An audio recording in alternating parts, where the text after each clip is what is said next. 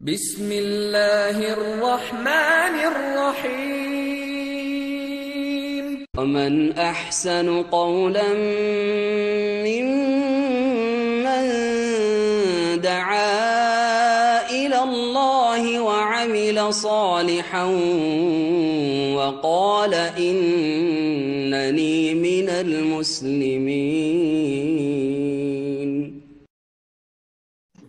السلام عليكم ورحمة الله وبركاته.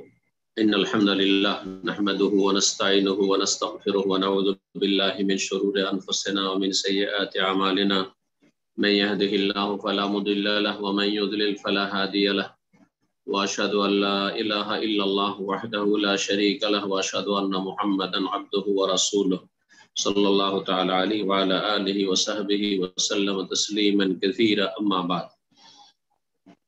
সম্মানিত দিনী ভাতৃমণ্ডলী, আল্লাহ রাব্বুল আলামিনের প্রশংসা এবং রাসূলুল্লাহ সাল্লাল্লাহু আলাইহি সাল্লামের উপর সালাতু সালামের পরে আজ 6 মুহররম 1443 হিজরি মোতাবেক 15 আগস্ট 2021 আমাদের ধারাবাহিক আলোচনা নাজাত প্রাপ্ত দলের আকীদা সম্পর্কে আজকে পর্ব নম্বর হচ্ছে 54। মুহররম মাস আজকে 6 তারিখ চলে গেল চাঁদ দেখার হিসাবে, যদিও সৌদি আরবের ক্যালেন্ডার একদিন এগিয়ে আছে, কারণ ক্যালেন্ডারে জিলহজ মাস 29 ছিল, সেই অনুযায়ী চাঁদ দেখা যায়নি। আর ক্যালেন্ডারের কোনো মূল্য নেই যদি চাঁদ না দেখা যায় 29-এর পরে। আরবি মাস 29 হয়, 30ও হয়, তো জিলহজ মাস 30 গিয়েছে, 29-এর পরে চাঁদ দেখা যায়নি। সুতরাং আজকে 6 তারিখ গেল রবিবার, সোমবার 7, মঙ্গলবার 8, বুধবারে 9 তারিখ এবং বৃহস্পতিবারে 10 মুহররম আশুরা। এই 10 মুহররমের সিয়াম পালন করবেন। তার সাথে সাথে ইহুদিদের বিরোধিতার উদ্দেশ্যে 9 তারিখেও সিয়াম পালন করবেন। আর কেউ যদি 3টি রাখে তাহলে 9, 10, 11 রাখতে পারে, যেমন ইবনুল কাইয়্যিম রাহিমাহুল্লাহ বলেছেন একটি হাদিসের ভিত্তিতে। তাহলে বুধ, বৃহস্পতি, জুমা রাখবেন। যারা ভারত, বাংলাদেশ, পাকিস্তানে আছেন একদিন পরে সাধারণত তারা চাঁদ দেখেন এবং দেখেছেন বলছেন, তো সুতরাং তারা তাদের চাঁদ অনুযায়ী সিয়াম পালন করবেন। 9 তারিখ তাদের বৃহস্পতিবার আর 10 তারিখ তাদের হচ্ছে শুক্রবার, জুমাবার, এই 2 দিন। আল্লাহ রাব্বুল আলামিন যেন তৌফিক দান করেন এবং আল্লাহ রাব্বুল আলামিন ইবাদত বন্দেগীকে বিশেষ কোন মৌসুমের সাথে সীমিত রাখেননি। এর বাস্তব প্রমাণ হচ্ছে এই আমলগুলি। জিলহজ মাসে অনেক বহুমুখী আমল করার আল্লাহ সুযোগ দিয়েছেন হাজী সাহেবদেরকে, যারা হাজী সাহেব নয় তাদেরকে। জিলহজ মাসের প্রথম 10 দিন গেল, তারপরে কেউ না ভাবে যে নেকির মৌসুমগুলি চলেই গেল, হয়তো আবার নেকির মৌসুম আসলোই, আশুরার সিয়াম। জি, এইভাবে কিছুদিন পরে আবার রমজান চলে আসবে। আল্লাহ রাব্বুল আলামিন যেন আমাদেরকে প্রথমত সমস্ত ফরজ ওয়াজিবাতের হেফাজতের তৌফিক দান করেন, হারাম নাজায়েজ থেকে বেঁচে থাকার তৌফিক দান করেন, আর তারপরে বেশি বেশি সুন্নত, নফল, মুস্তাহাব আমল বাড়াবার তৌফিক দান করেন। ঈমান এবং তাকওয়া আমাদের যেন আল্লাহ রাব্বুল আলামিন আরো বৃদ্ধি করে দেন এবং তাকওয়ার উপর, দ্বীনের উপর আল্লাহ যেন আমাদেরকে অটল রাখেন। আমাদের আজকের বিষয়বস্তু নাজাত প্রাপ্ত দলের পর্ব নম্বর 54। বিষয়বস্তু হচ্ছে কোরআন সুন্নাহর আলোকে আমলনামা। আমলনামা শব্দটি আমাদের বাংলা ভাষাভাষীরা বুঝে, সেই জন্য সেই ভাষা দিয়ে বললাম, কারণ উদ্দেশ্য হচ্ছে বোঝানো।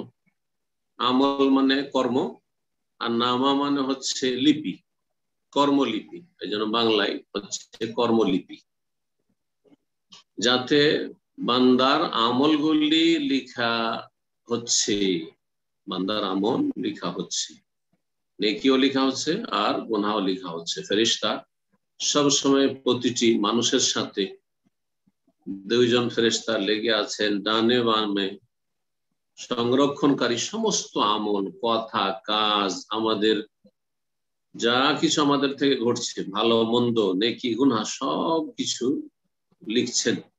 ইয ইয়াতালাক্কাল মুতালাক্কিয়ানি আনিল ইয়ামিনি ওয়া আনিশ শিমালি কাঈদ, সূরা কাফে আল্লাহ রাব্বুল আলামিন মুতালাক্কিয়ান দ্বিবচন বলেছেন, দুইজন ফেরেশতা যারা আমলগুলি গ্রহণ করছেন। আনিল ইয়ামিনে ডান দিকে, ওয়া আনিশ শিমাল বাম দিকে বসে আছে, প্রস্তুতি আছে। যে কোনো কথা কাজ হোক না কেন সবকিছু রেকর্ড করছেন। আল্লাহ রাব্বুল আলামিন তো সবকিছুই জানছেন, তিনি আলিম সর্বজ্ঞ, তিনি খবীর সূক্ষ্ম খবর রাখেন, তিনি সবকিছু শুনছেন। তারপরে এই আমলনামায় লেখা হচ্ছে। কোরআন সুন্নাহর দলিল প্রমাণ পেশ করা হবে আজকে। যে আমলনামা রয়েছে, পরকালের একটি স্তর হচ্ছে যে বান্দাকে আমলনামা দেওয়া হবে, প্রতিটি মানুষকে আমলনামা দেওয়া হবে। ভালো মানুষকেও আমলনামা দেওয়া হবে, কর্মলিপি দেওয়া হবে। আর যারা জাহান্নামী স্থায়ী অথবা অস্থায়ী তাদেরকেও আমলনামা দেওয়া হবে। এখন আসুন দেখা যাক প্রথম কোরআন কারীম থেকে। লেখক বলছেন কাইফা সিফাতু নাশরি সুহুফ মিনাল কিতাব। কোরআনে কারীমের আলোকে, আল কিতাব মানে আল কোরআন, কোরআনে কারীমের আলোকে সাহিফার বহুবচন সুহুফ। সাহিফা মানে আমলনামা আর বিবরণ কি কি, বা আমলনামা যে ছড়িয়ে দেওয়া হবে, প্রতিটি মানুষের হাতে পৌঁছিয়ে দেওয়া হবে। নাশরুন মানে বিক্ষিপ্ত করে দেওয়া, ছড়িয়ে দেওয়া। তো কোরআনের আলোকে আমলনামা যে হাতে হাতে পৌঁছিয়ে দেওয়া হবে, এর বিবরণ কি বা কেমন, কিভাবে দেওয়া হবে, ডান হাতে দেওয়া হবে না বাম হাতে দেওয়া হবে, কাকে ডান হাতে দেওয়া হবে, কাকে বাম হাতে দেওয়া হবে, সামনের দিক থেকে দেওয়া হবে না পেছন দিক থেকে দেওয়া হবে, কাকে সামনের দিক থেকে দেওয়া হবে আর কাকে বাম দিক থেকে দেওয়া হবে। আসুন এই বিষয়গুলি জানি কোরআন কারীমের আলোকে। প্রথম বলছেন কাল আল্লাহ তাআলা, মহান আল্লাহ ইরশাদ করেন, ওয়াকুল্লা ইনসানিন আলজামনাহু তাইরাহু ফি উনুকি। প্রতিটি মানুষের জন্য আমি আবশ্যক করে দিয়েছি, বা প্রতিটি মানুষের সাথে আমি লাগিয়ে দেব তাইরাহু তার আমলকে, ফি উনুকিহি তার গর্দানে, তার কাঁধে তার আমলকে ঝুলিয়ে দেব, লাগিয়ে দেব। মানে নিজের আমল যা করেছে ভালো মন্দ, তা থেকে বাঁচতে পারবে না, তা পাবেই পাবে। ভালো মানুষ নিজের আমল অবশ্যই পাবে, আর খারাপ অবশ্যই পাবে। সে আমলকে অস্বীকার করতে পারবে না, পাপকে, আর তাতে থেকে কোন রকম মুক্তি লাভও করতে পারবে না। তায়রাহু মানে তাহলে আমালাহু, কেউ কেউ তায়রাহু ভাগ্যের অর্থ করেছে। ভাগ্য, তায়ের মানে হচ্ছে কোন উড়ন্ত বস্তু। ভাগ্য মানুষের উড়ে আসে, ভালো জানে না, কিছুই জানে না কি যে উড়ে আসে ভাগ্য। প্রতিটি মানুষের ভাগ্য তাদের কাঁধে লাগিয়ে দেওয়া হবে, জড়িয়ে দেওয়া হবে, মানে যেটা যার ভাগ্যে রয়েছে। আর মানুষকে কর্মের আল্লাহ স্বাধীনতা দিয়েছেন, কর্মের আল্লাহ রাব্বুল ক্ষমতাও দিয়েছেন, এবং ভালো মন্দের পার্থক্য করার মতো তাদেরকে ব্রেন বুদ্ধিও দিয়েছেন, হিতাহিত জ্ঞানও দিয়েছেন। উপরন্ত মানুষের বিবেককে, জ্ঞানকে সঠিক পথ দেখানোর জন্য, দিক নির্দেশনা দেওয়ার জন্য ওহীও নাজিল করেছেন। সুতরাং কোন মানুষের ওজন নাই যে আমি বুঝতাম না, তোমাকে বোঝাবার জন্য তো ওহী নাজিল করা হয়েছে।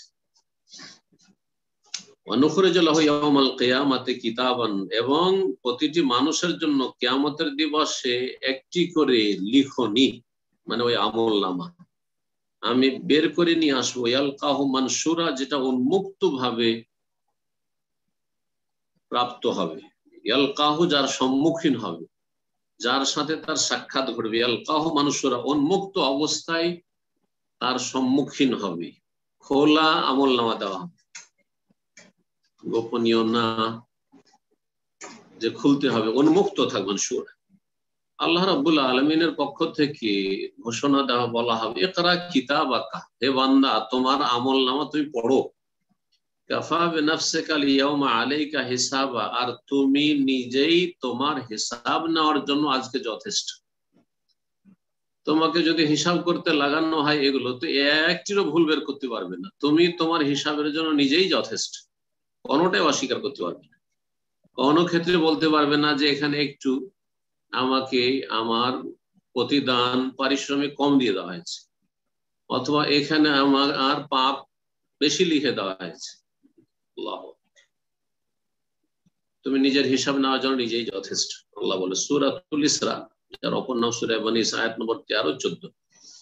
সূরা তাকবীর, ইযা শামসু কুওয়িরাত, এতে আল্লাহ রাব্বুল আলামিন প্রথম থেকে কয়েকটি বিষয়ের কসম করেছে। আর একটি হচ্ছে ওয়াইজা সুহুফ নুশিরাত, স্মরণ করো সেই সময়কালকে বা সেই দিবসকে, কিয়ামতের সেই মহাদিবস। আর সুহুফ নুশিরাত, যেই দিন আমলনামাগুলি বিক্ষিপ্ত করা হবে, উড়ে এসে হাতে পৌঁছে যাবে। সুহুফ সাহিফাতুল বহুবচন, নুশিরাত সেগুলোকে ছড়িয়ে দেওয়া হবে, বিক্ষিপ্ত করে দেওয়া হবে। তৃতীয় আয়াত আল্লাহ রাব্বুল আলামিন ইরশাদ করেছেন সূরা কাহফের আয়াত নম্বর 49। আল্লাহ বলছেন ওয়াদিয়াল কিতাব,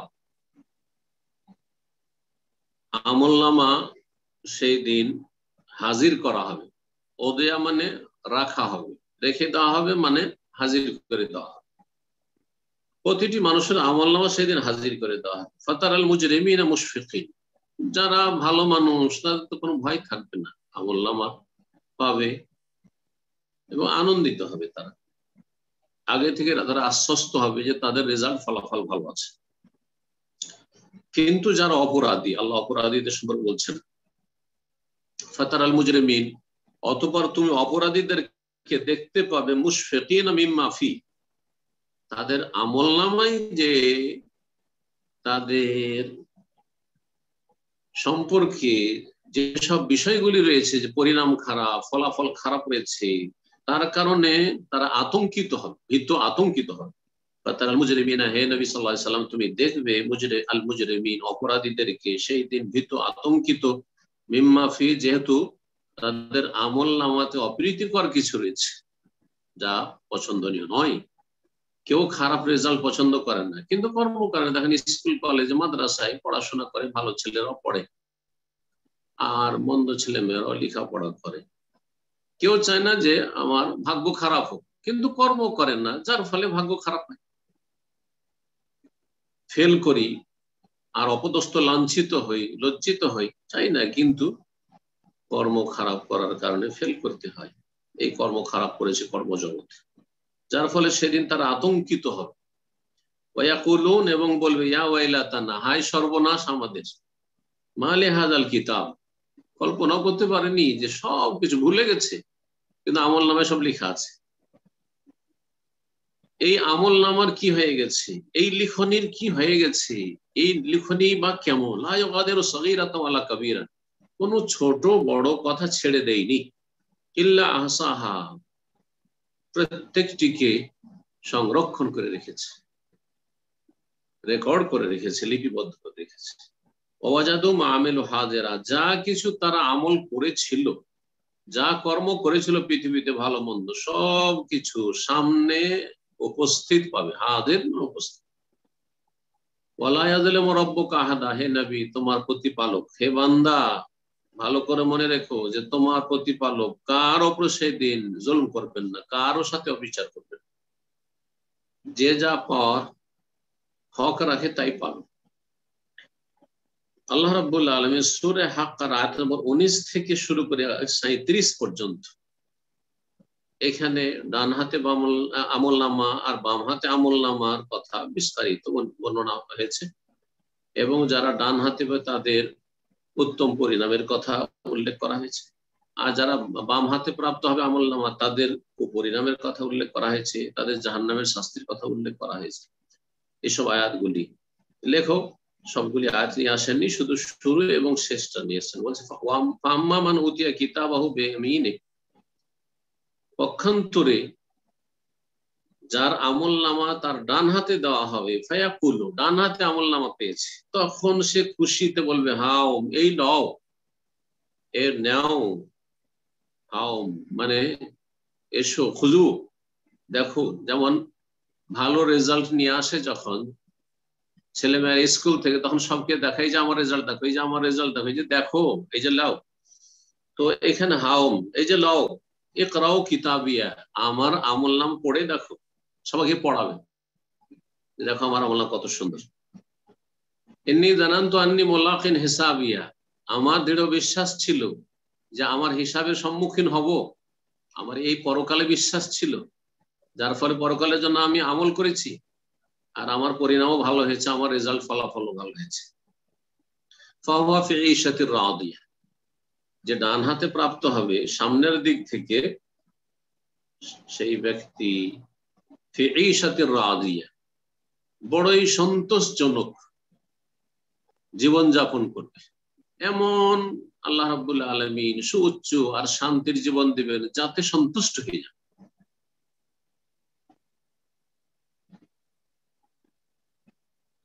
ফি জান্নাতিন আলিয়া, সুউচ্চ জান্নাতে অবস্থান করবে। কুতুফুহা দানিয়া, যার ফলমূল গুলি হাতের নাগালে থাকবে, নিচে নাগালেই থাকবে, কষ্ট করতে হবে না। দুনিয়ায় নিজের গাছেও অনেক সময় ফল মন চায় যে ফলটা গাছ পাকা খাবো, কিন্তু পারতে পারে না, হাতের নাগালে নয়। সেই জন্য জান্নাতে সবকিছু হাতের নাগালে। কুতুফুহা দানিয়া, কুলু ওয়াশরাবু হানিয়া, আল্লাহ বলবেন তোমরা পানাহার করো, খাও, ওয়াশরাবু পান করো, মানুষের খাওয়ার প্রয়োজন, পানির প্রয়োজন, খাবারও নিয়ামত, পানিও নিয়ামত, তোমরা পানাহার করতে থাকো, হানি আন, বড় তৃপ্তির সাথে, বিমা আসলাফতুম ফিল আইয়ামিল খালিয়া, যেহেতু তোমরা অতীতকালে ভালো আমল তোমরা অগ্রিম পাঠাতে পেরেছো, নেক আমলগুলো করতে পেরেছো। পক্ষান্তরে ওয়াম্মা মান উতিয়া কিতাবাহু বিয়ামিনিহি, যা তারপরে বলছে ওয়াম্মা মান উতিয়া কিতাবাহু বিশিমালিহি, যার বাম হাতে, ডান হাতের কথা তো হয়ে গেল, বাম হাতে আমল নামা দেওয়া হবে, সে বলবে যে হাই কি হলো, ইয়া লাইতাহা কানাত, ফাম্মা মানু ওয়াম্মা মান উতিয়া কিতাবাহু বিশিমালি ফায়াকুলু ইয়া লাইতানি লাম উতা কিতাবিয়া, হায় সর্বনাশ, যদি এই আমল নামা না দেওয়া হইতো আমাকে, ওয়ালাম আদরে মা হিসাবিয়া, আর আমি যদি জানতেই না পারতাম, টের না পেতাম যে হিসাবই বাকি, এই হিসাবের সম্মুখীন না হইতাম, কোন মুসিবতের সম্মুখীন হইলাম। খুব আক্ষেপ করবে, কত যে আক্ষেপ হবে ভাষায় প্রকাশ করা যায় না। ইয়া লাইতাহা কানাতিল কাজিয়া, হাই সর্বনাশ, যদি আমার মৃত্যুর মাধ্যমে চূড়ান্ত ফয়সালা হয়ে যেত, মরেই যেতাম, তাও আরাম পেয়ে যেতাম। যেমন মহাবিপদে যখন থাকে দুনিয়াতে মানুষ, তখন বলে হাই যদি মরে যেতাম ভালো হইত। অনেকে বলে থাকে অজ্ঞরা, প্রচন্ড কষ্টে থাকে, তখন মরণকে ডাকে মানুষ। তো সেই আখেরাতের যে কষ্ট, অসৎ লোকদের, জাহান্নামীদের যে কষ্ট হবে, কোনো কষ্ট, আর সামনে আযাব প্রত্যক্ষ করছে, নিশ্চিত হয়ে গেছে যে আযাব ছাড়া কোনো উপায় নেই। ইয়া লাইতাহা কানাতিল কাযী মা আগনা আন্নী মালিয়া, আমার ধন সম্পদ কোনো কাজে আসেনি, এত ধন সম্পদ ছিল, কি করলাম, আক্ষেপ করবে। হালাকা আন্নী সুলতানিয়া, আমার যে দাপট ছিল আর ক্ষমতা ছিল, নেতা, বড় বড় নেতা, বড় বড় মন্ত্রী মিনিস্টার, বড় বড় দেশের নায়ক, হালাকা আন্নী সুলতানিয়া, আমার যে ক্ষমতা ছিল, সেই ক্ষমতা আমার উধাও হয়ে গেছে, শেষ হয়ে গেছে। আল্লাহ বলবেন খুজুহ, ধরো এদেরকে, ফেরেশতাদেরকে আল্লাহ বলবেন খুজুহ, ধরো এদেরকে, ফাগুল্লুহ, এবং এদের গলায় শিকল পরিয়ে দাও, সুম্মাল জাহিমা সাল্লু, তারপরে জাহান্নামে এদেরকে নিক্ষেপ করো, জাহান্নামে ফেলো এদেরকে। ইন্নাহু কানা লা ইউমিনু বিল্লাহিল আযীম, কারণ এরা মহান আল্লাহর প্রতি বিশ্বাসী ছিল না। ওয়ালা ইয়াহুদ্দু আলা তাআমিল মিসকিন, এবং মিসকিন দরিদ্রদেরকে নিজেরা অন্ন দিত না, আর অন্যদেরকে উৎসাহিত করতো না, নিজেরা দিত না অন্যকে উৎসাহিত করতো, বরং অনুৎসাহিত করতো। কৃপণরা চাই না যে ওর সামনে কেউ দিক, নাহলে ওকে লজ্জায় দিতে হবে। ওয়ালা ইয়াহুদ্দু আলা তাআমিল মিসকিন ফালাইসা লাহুল ইয়াওমা হাহুনা হামীম, সুতরাং এখানে তার কোনো বন্ধু নেই। ওয়ালা তুআমুন ইল্লা মিন গিসলিন, আর তাদের খাবার হবে সেই জাহান্নামীদের পুঁজ। আল্লাহু আকবার, জাহান্নামীরা জ্বলে জ্বলে যে পুঁজগুলি প্রবাহিত হবে, সে পুঁজগুলি হবে এই জাহান্নামীদের খাবার, গিসলিন। লা ইয়াকুলুহু ইল্লাল খাতিউন, এই খাতিউন পর্যন্ত আয়াত নম্বর 37। তাই লেখক বলছেন ইলা কাউলি আল খাতিউন, এই উট যে খাবার হবে আর জাক্কুমের কাটা খাবার হবে অন্য জায়গায় রয়েছে, এগুলি কার? যারা খাতিউন, যারা গুনাহগার, যারা পাপিষ্ট, তাদের, এরা সব পাপিষ্ট। এই ছিল সূরা হাক্কাতের আয়াত নম্বর 19 থেকে 37। وفي آيات الانشقاق আর সূরা ইনশিকাক, ইযা সামাউ শাক্কাত ওয়া আযানাত লিরাব্বিহা ওয়া হুক্কাত, এতে রয়েছে এই ডান হাত আর বাম হাতের কথা, কিন্তু একটু পার্থক্য রয়েছে, সেজন্য নিয়ে এসেছেন দুই জায়গায়। তাহলে আমলনামা ডান হাতে বাম হাতে দেওয়ার কথা রয়েছে। ওয়া আম্মামান উতিয়া কিতাবাহু আম্মামান উতিয়া কিতাবাহু বিয়ামিনিহি, ডান হাতে যার দেওয়া হবে তো সে বড়ই আনন্দিত হবে আর খুব খুশি হবে আর খুশির সাথে পরিবারের কাছে ফিরবে। পক্ষান্তরে ওয়াম্মামান উতিয়া কিতাবাহু ওয়ারাআ যাহরিহি, ওয়াম্মামান উতিয়া কিতাবাহু ওয়ারাআ যাহরিহি, এই পার্থক্য রয়েছে। সূরা হাক্কার আয়াতে ছিল যে বাম হাতে দেওয়া হবে, আর এখানে রয়েছে যে পেছন থেকে দেওয়া, পিঠের পেছন থেকে। এজন্য তাফসীরকারগণ, উলামায়ে কেরাম বলেছেন যে যারা জান্নাতি তাদেরকে ডান হাতে আমলনামা দেওয়া হবে, সামনের দিক থেকে দেওয়া হবে। যারা জাহান্নামী তাদেরকে বাম হাতে আমলনামা দেওয়া হবে, বেশেমালি বাম হাতের কথা রয়েছে। আর ওয়ারা আযাহরি, সূরা হাক্কাতে আয়াতে রয়েছে বেশেমালি বাম হাতের, আর এখানে রয়েছে ওয়ারা আযাহরি, পিঠের পেছন থেকে দেওয়া হবে। বাম হাতেও দেওয়া হবে আর পেছন থেকে দেওয়া হবে। ভদ্র মানুষদের সাথে যে লেনদেন করা হয়, সামনের দিক থেকে লেনদেন করা হয়। কিন্তু এই জন্য একটু বড় মানুষকে আপনারা খেয়াল করেছেন কিনা, পেছন থেকে ডাকবে না। কিন্তু অনেক বড় মানুষের কথা তো বাদ দেন, দেখেছেন বড় বড় নেতাদের যদি কোনো কিছু বলতে হয়, দৌড় দিয়ে তাদের সিকিউরিটির সামনের দিকে আসছে, এসে কিছু বলছে কানে, কিন্তু পেছন থেকে স্যার বলবেন না। আমাদের ছাত্ররা পেছন থেকে শেখ বলে ডাক দেয় না, যারা ভদ্র দেখা যায়। হয়তো কেউ এরকম হইতে পারে, বেদুইনরাও ছিল ওই যুগে এরকম। তাহলে এরকম ঠিক ওই রকমই যেই ছেলে মেয়েরা বাপ মায়ের সম্মান জানে, পেছন থেকে ডাক দিবে না, হ্যাঁ সামনে এসে আব্বার সাথে আম্মার সাথে কথা বলবে। তো ঠিক ওই রকমই জান্নাতীদের সাথে এই আচরণটা হবে, সামনের দিক থেকে ডান হাতে আমলনামা দেওয়া হবে, আর জাহান্নামীদেরকে বাম হাতে পেছন দিক থেকে আমলনামা দেওয়া হবে। আল্লাহ। লেখক তারপরে বলছেন, হ্যাঁ এই আয়াতের যার বাম হাতে আমলনামা দেওয়া হবে, সে নিজের জন্য ধ্বংসকে, মৃত্যুকে ডাকবে, হায় যদি মরে যেতাম। ওয়াসলা সাইরা, এবং জ্বলন্ত আগুনে সে প্রবেশ করবে অচিরে। লেখক তারপরে বলছে ফাহাযা ইয়াদুল্লু, এই আয়াতগুলি প্রমাণ করে, বা বিশেষ করে এই দুটো আয়াত যে ডান হাত আর বাম হাতের কথা রয়েছে, ইয়াদুল্লু প্রমাণ করে আলা আন্না মাইয়ুতা কিতাবাহু বিয়ামিনিহি ইউতাহু মিন আমামি, যার ডান হাতে আমলনামা দেওয়া হবে তাকে সামনের দিক থেকে দেওয়া হবে। ওয়া মাইয়ুতা কিতাবাহু বিশিমালিহি, ওয়া মাইয়ুতা কিতাবাহু বিশিমালি, আর যাকে আমলনামা দেওয়া হবে বাম দিক থেকে, ইউতাহু মিন ওয়ারা'i যাহরি, তার পিঠের পেছন থেকে দেওয়া হবে। ওয়ালিয়াযু বিল্লাহি আযজা ওয়া জাল্লা, আল্লাহ রাব্বুল আলামিন আমাদেরকে আশ্রয় দান করুন, আল্লাহ আমাদের হেফাজত করুন। এতক্ষণ ছিল আয়াত, বেশ কিছু 5টি আয়াত বা 5 জায়গা থেকে আয়াত নিয়ে আলোচনা করলাম আমলনামা সম্পর্কে। হাদিস দেখা যায়, বলছেন ফিহে আহাদিস ও কাসীরা, লেখক বলছেন মা দালিলু যালিক মিনাস সুন্নাহ, আমলনামার দলিল হাদিসের আলোকে কি বলছেন, এই মর্মে অনেক হাদিস রয়েছে। তার মধ্যে একটি হাদিস যে গত সপ্তাহে এসেছিল, তার একটা অংশ উল্লেখ করেছিলেন, তাতে রয়েছে ইউদনাল মুমিনু মির রাব্বিহি, মুমিন ব্যক্তিকে রবের নিকটবর্তী করা হবে, আল্লাহর কাছে নিয়ে আসা হবে। হাত্তা ইয়াদা আলাইহি কানাফাহু, আল্লাহ রাব্বুল আলামিন তার পর্দা দিয়ে তাকে ঢেকে নেবেন, যাতে অন্য লোকদের সামনে লাঞ্ছিত অপদস্থ না হয়। তারপরে তার গুনাহগুলির জন্য তাকে স্বীকার করাবেন, যে এটা তুমি স্বীকার করেছো, এই ভুলটা করেছো, এই পাপটা করেছো, এই পাপটা করেছো। তারিফু জাম্বা কাযা, এই গুনাহটি তুমি জানছো, মনে আছে? ইয়াকুল আরিফু, বান্দা বলবে যে হ্যাঁ জানি। ইয়াকুল ইয়া রব্বি আরিফু, ভালো করে জানি, বারবার বলবে মাররাতাইন। ফায়াকুল, তখন আল্লাহ বলবেন, ও কিন্তু ভীত সন্ত্রস্ত হয়ে যায়, এইভাবে যে আমাকে স্বীকার করেছে, তার মানে তো আসামের কাঠগড়ে হাজির হয়েছে, জাহান্নামে যেতে হবে। ফায়াকুল, তখন আল্লাহ আশ্বস্ত করে সাতারতুহা ফিদ দুনিয়া, আমি দুনিয়াতে তোমার দোষ ত্রুটিগুলোকে ঢেকে রেখেছিলাম। ওয়াগফির লাকাল ইয়াউম, আজকে তোমাকে মাফ করে দিলাম। সুম্মা তুতওয়া সাহিফাতু হাসানাতিহি, তারপরে তার নেকির আমলনামাকে ভাঁজ করে রেখে দেওয়া হবে। ওয়াম্মাল আখারুন, পক্ষান্তরে অন্য শ্রেণীর মানুষরা, অর্থাৎ যারা জাহান্নামী, আবিল কুফার, বর্ণনায় সন্দেহ রয়েছে বর্ণনাকারীর, অন্য শ্রেণীর লোকেরা বলেছেন অথবা কাফেররা বলেছেন, কাফের, মুনাফিক, মুশরিক সবগুলি কুফার, এবং তাদের অনুসারী যারা জন্মসূত্রে মুসলিম কিন্তু কোনো আমল করেনি, তাদের আচার আচরণ, আকীদা, আমল সব কাফেরদের মতো ছিল।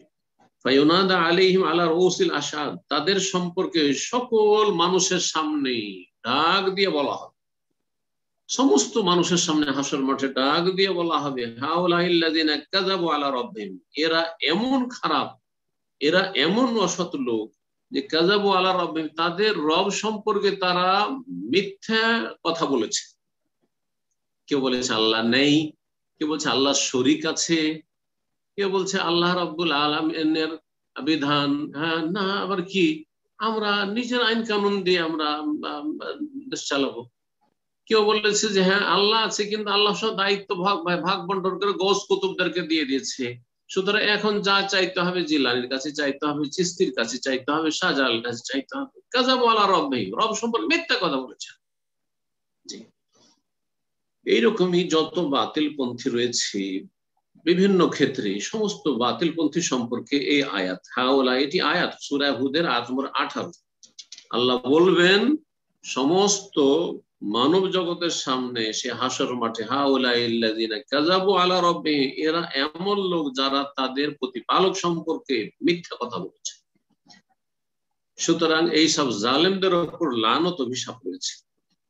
মা আয়েশা রাদিয়াল্লাহু আনহা জিজ্ঞেস করছে রাসূলুল্লাহ সাল্লাল্লাহু আলাইহি ওয়াসাল্লামকে, কুলতু ইয়া রাসূলুল্লাহ, তখন আমি বললাম হে আল্লাহ রাসূল, হাল ইয়াযকুরুল হাবিবু হাবিবাহু ইয়াউমাল কিয়ামা, কোন প্রিয় ব্যক্তি আরেক নিজের প্রিয় ব্যক্তিকে সে কিয়ামতের মাঠে কি স্মরণ করবে? কারণ আয়েশা রাদিয়াল্লাহু তাআলা এর মাধ্যমে জানতে চাইছেন যে সবচেয়ে বেশি আমাকে ভালোবাসেন রাসূলুল্লাহ সাল্লাল্লাহু আলাইহি ওয়াসাল্লাম। একজন প্রিয় মানুষ যদি আরেকজন প্রিয় মানুষ তার নিজের প্রিয় মানুষকে সেই সময় স্মরণ করে, তাহলে আমাকে তো প্রথম স্মরণ করবে রাসূলুল্লাহ সাল্লাল্লাহু আলাইহি ওয়াসাল্লাম। এই জন্য জিজ্ঞেস করছেন যে কোন প্রিয় মানুষ তার প্রিয় মানুষকে কি কিয়ামতের দিন স্মরণ করবে, না সব ভুলে যাবে? কালা, তখন নবী সাল্লাল্লাহু আলাইহি ওয়াসাল্লাম বলে, ইয়া আয়েশা, আয়েশা শোনো, আম্মা ইনদা সালাসিন, অন্য রিওয়ায়াত হচ্ছে সালাসাত মাওয়াতিন, তিনটি এমন ক্ষেত্র আছে বিচার দিবসে হাসর মাঠে, ফালা মানে ফালা ইয়াযকুরু আহাদুন আহাদা, অন্য রিওয়ায়াতে রয়েছে কেউ কাউকে স্মরণ করবে না, কেউ কাউকে স্মরণ করবে না। এমনকি রাসূলুল্লাহ সাল্লাল্লাহু আলাইহি ওয়াসাল্লাম নিজেও বলছেন কেউ কাউকে স্মরণ করবে না, আমিও তোমাকে স্মরণ করব। আল্লাহু আকবার। আমরা আপনারা তো দূরের কথা, বাপ মা ছেলে মেয়ে দূরের কথা, ছেলে মেয়ে বাপ মাকে, স্বামী স্ত্রীকে দূরের কথা, স্ত্রী স্বামী, বরং আয়াত রয়েছে আপনাদের হয়তো স্মরণে আছে, ইয়াউমা ইয়াফিরুল মারউ মিন আখিহি ওয়া উম্মিহি ওয়া আবিহি, যে প্রতিটি মানুষ পালাবে নিজের মা থেকে, বাপ থেকে, ভাই থেকে, বোন থেকে, সাহিবাতি বানি, স্ত্রী থেকে, ছেলে মেয়ে থেকে পালাবে একে অপর। নবী সাল্লাল্লাহু বললেন যে ইনদা সালাসিন, তিনটি ক্ষেত্র এমন আছে ফালা, সেখানে কেউ কাউকে স্মরণ করবে না। প্রথম ক্ষেত্র আম্মা ইনদাল মিজান, যেখানে দাঁড়ি পাল্লায় ওজন হচ্ছে নেকি গুনাহ, সেখানে নিজের নিয়ে এত পেরেশান থাকে মানুষ যে কেউ কাউকে স্মরণ করবে না। আমার কি হবে, আমার নেকির পাল্লা ভারী হবে না হালকা হয়ে যাবে, হাত্তা ইয়াসকুল আও ইয়াখিফ, তার নেকির পাল্লা ভারী হচ্ছে না হালকা হচ্ছে, এই নিয়ে সে ব্যস্ত থাকবে। ফালা, এখানে কেউ কাউকে স্মরণ করবে না। আম্মা ইনদা তাতায়ুরিল কুতুব, দ্বিতীয় ক্ষেত্র হচ্ছে যখন আমলনামাগুলি উড়ে উড়ে হাতে পড়বে, দেখছে চোখের সামনে যে একে অপরের হাতে পড়তে দেখছে যে আমলনামা আসছে, সেই সময় নিজেকে নিয়ে পেরেশান থাকবে, আল্লাহ আমার ডান হাতে আমলনামা আসছে সামনের দিক থেকে না বাম হাতে পেছন দিক থেকে আসছে। ওয়াইমা ইউতাবে ইয়ামিনিহি ইম্মা ইউতাবে শিমালিহি, তার ডান হাতে আমলনামা দেওয়া হচ্ছে নাকি বাম হাতে দেওয়া হচ্ছে। সুতরাং ফালা, সেখানে কেউ কাউকে স্মরণ করবে না। তৃতীয় ক্ষেত্র হচ্ছে ওয়াহিনা ইয়াখরুজু উনুকুম মিনান নার, যখন জাহান্নাম থেকে একটা বিশাল অংশ বেরিয়ে আসবে, মনে হচ্ছে গ্রাস করে নেবে জাহান্নাম। এখানে এভাবে রয়েছে, অন্য রিওয়ায়াতে রয়েছে জান্নাত জাহান্নামের চূড়ান্ত যেখানে ফায়সালা হচ্ছে এবং জাহান্নামে যাওয়ার সময়।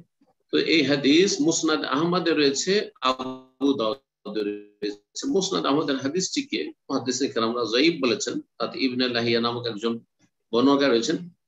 আর আবু দাউদের হাদিসটি সহিহ, এজন্য ভাষ্যকার বলছে ওয়াবিহাযা ইয়াকুনুল হাদিসু সহিহ, ইনশাআল্লাহ এই হাদিসটি ইনশাআল্লাহ তাআলা সহিহ।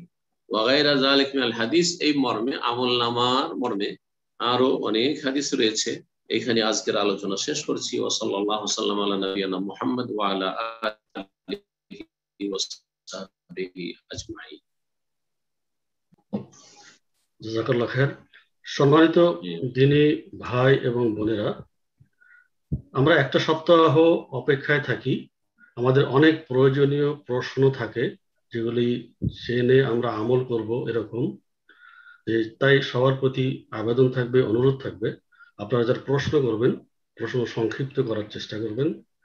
আর প্রশ্ন করা শেষ হলে অবশ্যই আপনার সিস্টেমটা মিউট করে দেবেন এবং আরো সবাইকে প্রশ্ন করার সুযোগ করে দেবো ইনশাআল্লাহ আমরা সবাই। আজকের অনুষ্ঠানে প্রথম প্রশ্ন করবেন আয়েশা খাতুন। আপনি আনমিউট করে প্রশ্ন করুন প্লিজ। আসসালামু আলাইকুম রাহমাতুল্লাহি ওয়া বারাকাতুহু। ভাই, আমি কানাডা থেকে আসলাম। জি, আমার প্রশ্নটা হচ্ছে মহরম নিয়ে। আপনি যেটা বললেন যে বৃহস্পতি আর শুক্র, এখানে ক্যালেন্ডারে দিয়েছে মঙ্গল আর বুধ, এবং চাঁদ দেখা গেছে সোম আর মঙ্গল। তাহলে আমরা কোনটা ফলো করব, নাকি আমি সোম থেকে শুক্র পর্যন্ত রোজা রেখে নেব, সেটাও চলবে? এটা যদি একটু বলতেন, কারণ রাসূল সাল্লাল্লাহু আলাইহি সাল্লাম বলেছেন যে চাঁদের উপর নির্ভর করে। জি, জাযাকাল্লাহ খায়ের। আমি বৃহস্পতি শুক্রবার বলিনি, আমাদের সৌদি আরবে বুধবার বৃহস্পতিবার বলেছি। বৃহস্পতিবার 10 তারিখ আর বুধবার 9 তারিখ, 9-10 দুটো রাখলে এটি হচ্ছে উত্তম। 10-11 তুলনায় 9-10 এটি উত্তম। রাসূলুল্লাহ সাল্লাল্লাহু আলাইহি ওয়াসাল্লাম বলেছেন বাকিতু ইলা কাবিল লা সুমান্না তাস, আগামী বছর যদি আমি বেঁচে থাকি তাহলে 9 তারিখেও রোজা রাখবো, সিয়াম পালন করব। সুতরাং 9-10 বুধবার বৃহস্পতিবার, মঙ্গলবারের দিন গিয়ে সহুর করবেন। এটা সৌদি আরব এবং সৌদি আরবের সাথে যারা রাখেন পশ্চিমা দেশগুলি, ইউরোপ, আমেরিকা, কানাডা, আমি যেহেতু কানাডায় আছেন, আর তার সাথে হয়তো শেষ দিকে শেষ শুনেছেন আমি বলেছি যে ভারত, বাংলাদেশ, পাকিস্তান একদিন পরে যেহেতু চাঁদ দেখা যায়, সুতরাং একদিন পরে হলে তাদের বৃহস্পতিবার 9 তারিখ আর শুক্রবার হচ্ছে তাদের 10 তারিখ। তারা 9-10 রাখলে বৃহস্পতি আর জুমাবার রাখবে। তিনটি রাখলে সৌদি আরবে আমরা বুধ, বৃহস্পতি, জুমা, আর ভারত বাংলাদেশে বৃহস্পতি, শুক্র আর তারপরে শনিবার, এই হবে। জি, তো আশা করি বিষয়টা বুঝতে পেরেছেন। এখন যে যেখানে আছেন ওইভাবে সিয়াম পালন করবেন। আল্লাহ তাআলা আলাম। জাযাকাল্লাহ খায়ের। প্রশ্ন করবেন এখন আরনাব, আপনি প্রশ্ন করুন প্লিজ। জি শাইখ, আসসালামু আলাইকুম। শাইখ, বাংলাদেশ থেকে বলছি। জি বলেন। শাইখ, একটা হাদিস আছে যে রাসূল সাল্লাল্লাহু আলাইহি সাল্লাম যখন আয়নার সামনে দাঁড়াতেন তখন আল্লাহর কাছে দোয়া করতেন যে তার চেহারার মতো যেন তার আখলাকও সুন্দর হয়। তো শাইখ, কি হাদিসটা কি সহিহ নাকি জাল, এটা একটু জানতে চাচ্ছি। আর আমরা যদি যখন আয়নার সামনে দাঁড়াবো তখন এই দোয়াটা করবো কিনা, এটা একটু জানতে চাচ্ছি। আর শাইখ, আরেকটা জানতে চাচ্ছি যে আপনি মদিনা বিশ্ববিদ্যালয়ের কোন ডিপার্টমেন্টে একটু পড়েছেন, এটা যদি একটু বলতেন তাহলে একটু ভালো হতো। আসসালামু আলাইকুম।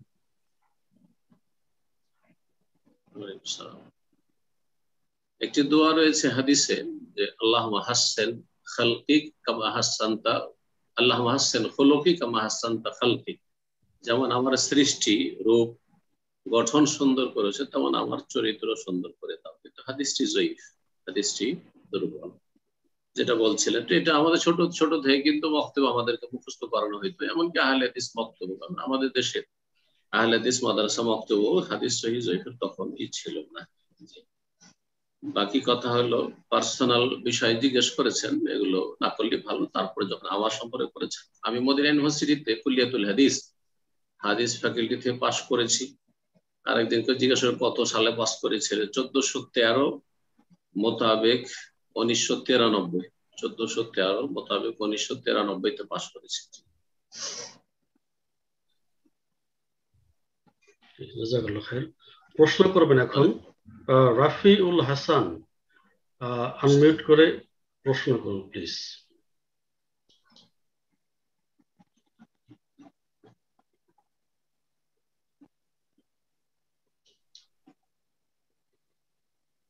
আসসালামু আলাইকুম শেখ।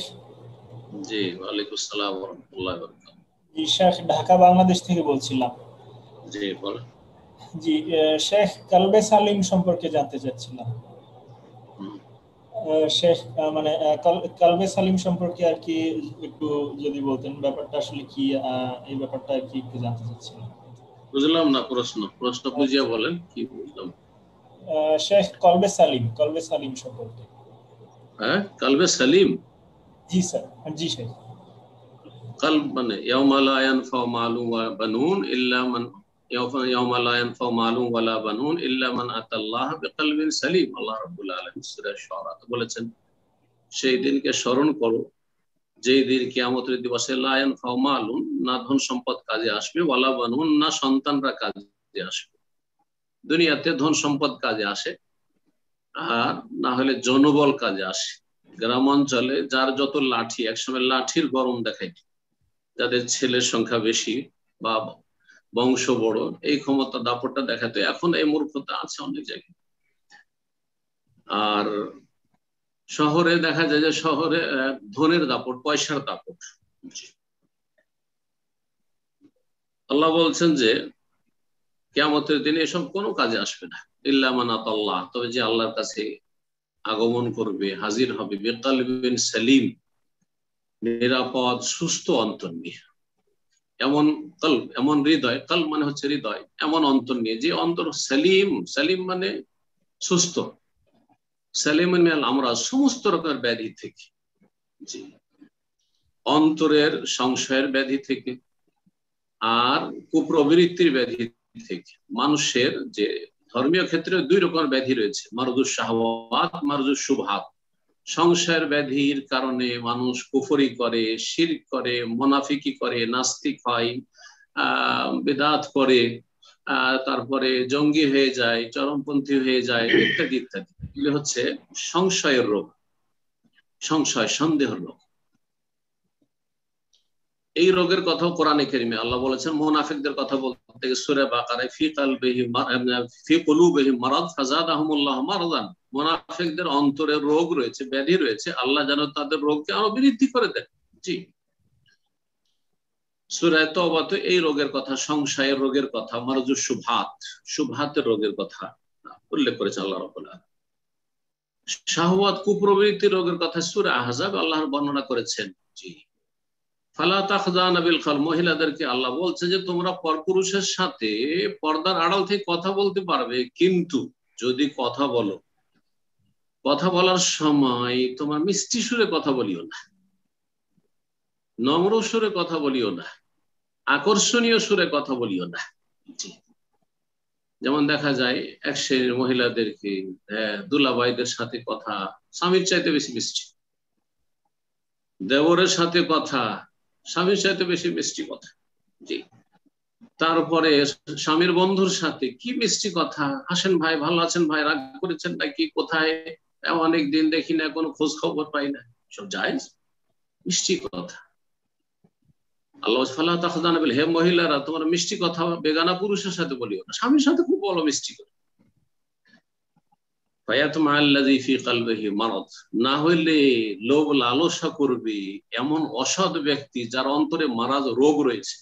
এই রোগ হচ্ছে শাহওয়াত, মনের কামনা, বাসনা, চাহিদা পূরণ করা। হ্যাঁ জি, অসৎ চাহিদা পূরণ করা। অসৎ চাহিদা নারী চাহিদা, অসৎ চাহিদা হচ্ছে ধন সম্পদের চাহিদা, অসৎ চাহিদা হচ্ছে নেতৃত্বের চাহিদা, মানে অসৎ উপায়। হালাল ভাবে, হালাল স্ত্রী আল্লাহ 4টা পর্যন্ত জায়েজ করেছে। হালাল ধন সম্পদ হচ্ছে হালাল রুজি। হালাল নেতৃত্ব হচ্ছে যে নেতৃত্বে কোনো অবিচার, জুলম, অত্যাচার করবে না এবং বৈধ পন্থে আসবে আর মানুষের কল্যাণ চাইবে, দেশবাসীর, দেশের মানুষের বা মানব জাতির কল্যাণ চাইবে ইত্যাদি। তো এগুলি হচ্ছে মারজুস শাহওয়াত। এই সমস্ত রোগ থেকে, শুবহাত এবং শাহওয়াতের রোগ থেকে মুক্ত কলব নিয়ে, হৃদয় নিয়ে যে হাজির হবে, আর যার অন্তর শুবহাত মুক্ত, সেই ব্যক্তি আল্লাহর ইবাদত বন্দেগী ভালোভাবে করেছে, আর সে শাহওয়াতের রোগ থেকে, কুপ্রবৃত্তির রোগ থেকে মুক্ত, সুতরাং খেয়াল খুশি চলাফেরা করেনি, আল্লাহ যেভাবে চলতে বলেছেন সেভাবে চলেছে, তার আখলাক চরিত্র ভালো করেছে, তাকওয়া অবলম্বন করেছে, সুতরাং সেই ব্যক্তি কখনো বদ আকিদার হইতে পারে, শিরকি বিদাতি আকিদার হইতে পারে না, কারণ তার শুবহাতের রোগ ছিল না, সংশয়ের রোগ ছিল না। আর সেই ব্যক্তি বেনামাজি হতে পারে না, ফরজ ওয়াজিব ত্যাগ করতে পারে না, কারণ সেই ব্যক্তি কুপ্রবৃত্তির অনুসারী ছিল না যে সালাতের সময় শুয়ে থাকবে, ঘুমিয়ে থাকবে। তার মনের চাহিদা হচ্ছে ঘুম চাই, আর আল্লাহ বলছেন হাইয়া আলাস সালাহ, এসো। মুয়াজ্জিনকে নির্দেশ দিয়েছেন আল্লাহ যে তুমি আজান দাও, ডাকো সবকে। তো কুপ্রবৃত্তির কারণে, কুপ্রবৃত্তির অনুসরণের কারণে মানুষ সালাতে গাফিলতি করে, সিয়ামে গাফিলতি করে, পেটের চাহিদা পূরণ করতে গিয়ে বারবার খেতে চায়, সুতরাং সে সারাদিন না খেয়ে থাকতে চায় না। কুপ্রবৃত্তির কারণে সে জাকাত দিতে চায় না, কৃপণতা করে। কুপ্রবৃত্তির কারণে এত টাকা খরচ করে হজ করব না, বিভিন্ন বাহানা ইত্যাদি। কুপ্রবৃত্তির কারণে জেনায় লিপ্ত হয়, কুপ্রবৃত্তির চাহিদায় খুন করে, কুপ্রবৃত্তির চাহিদায় মদ খায় ইত্যাদি। আল্লাহ যেন হেফাজত করেন। তো কলবে সালিম হচ্ছে যে এই দুই ধরনের রোগ থেকে মুক্ত অন্তর, আর যার এই অন্তর রয়েছে সেই ব্যক্তি কখনো ভ্রান্ত আকীদার হবে না, কখনো সেই ব্যক্তি ফরজ ওয়াজিবে ঘাটতি করবে না, কখনো সেই ব্যক্তি হারাম কাবিরা করে বিনা তওবায় মরবে না, বরং সে কোরআনের প্রতি আমল করবে। ওয়ালা তামুতুন্না ইল্লা ওয়া আনতুম মুসলিমুন। আশা করি বুঝতে পেরেছেন। প্রশ্ন করবেন সাইয়েদ আহমেদ, প্রশ্ন করুন প্লিজ।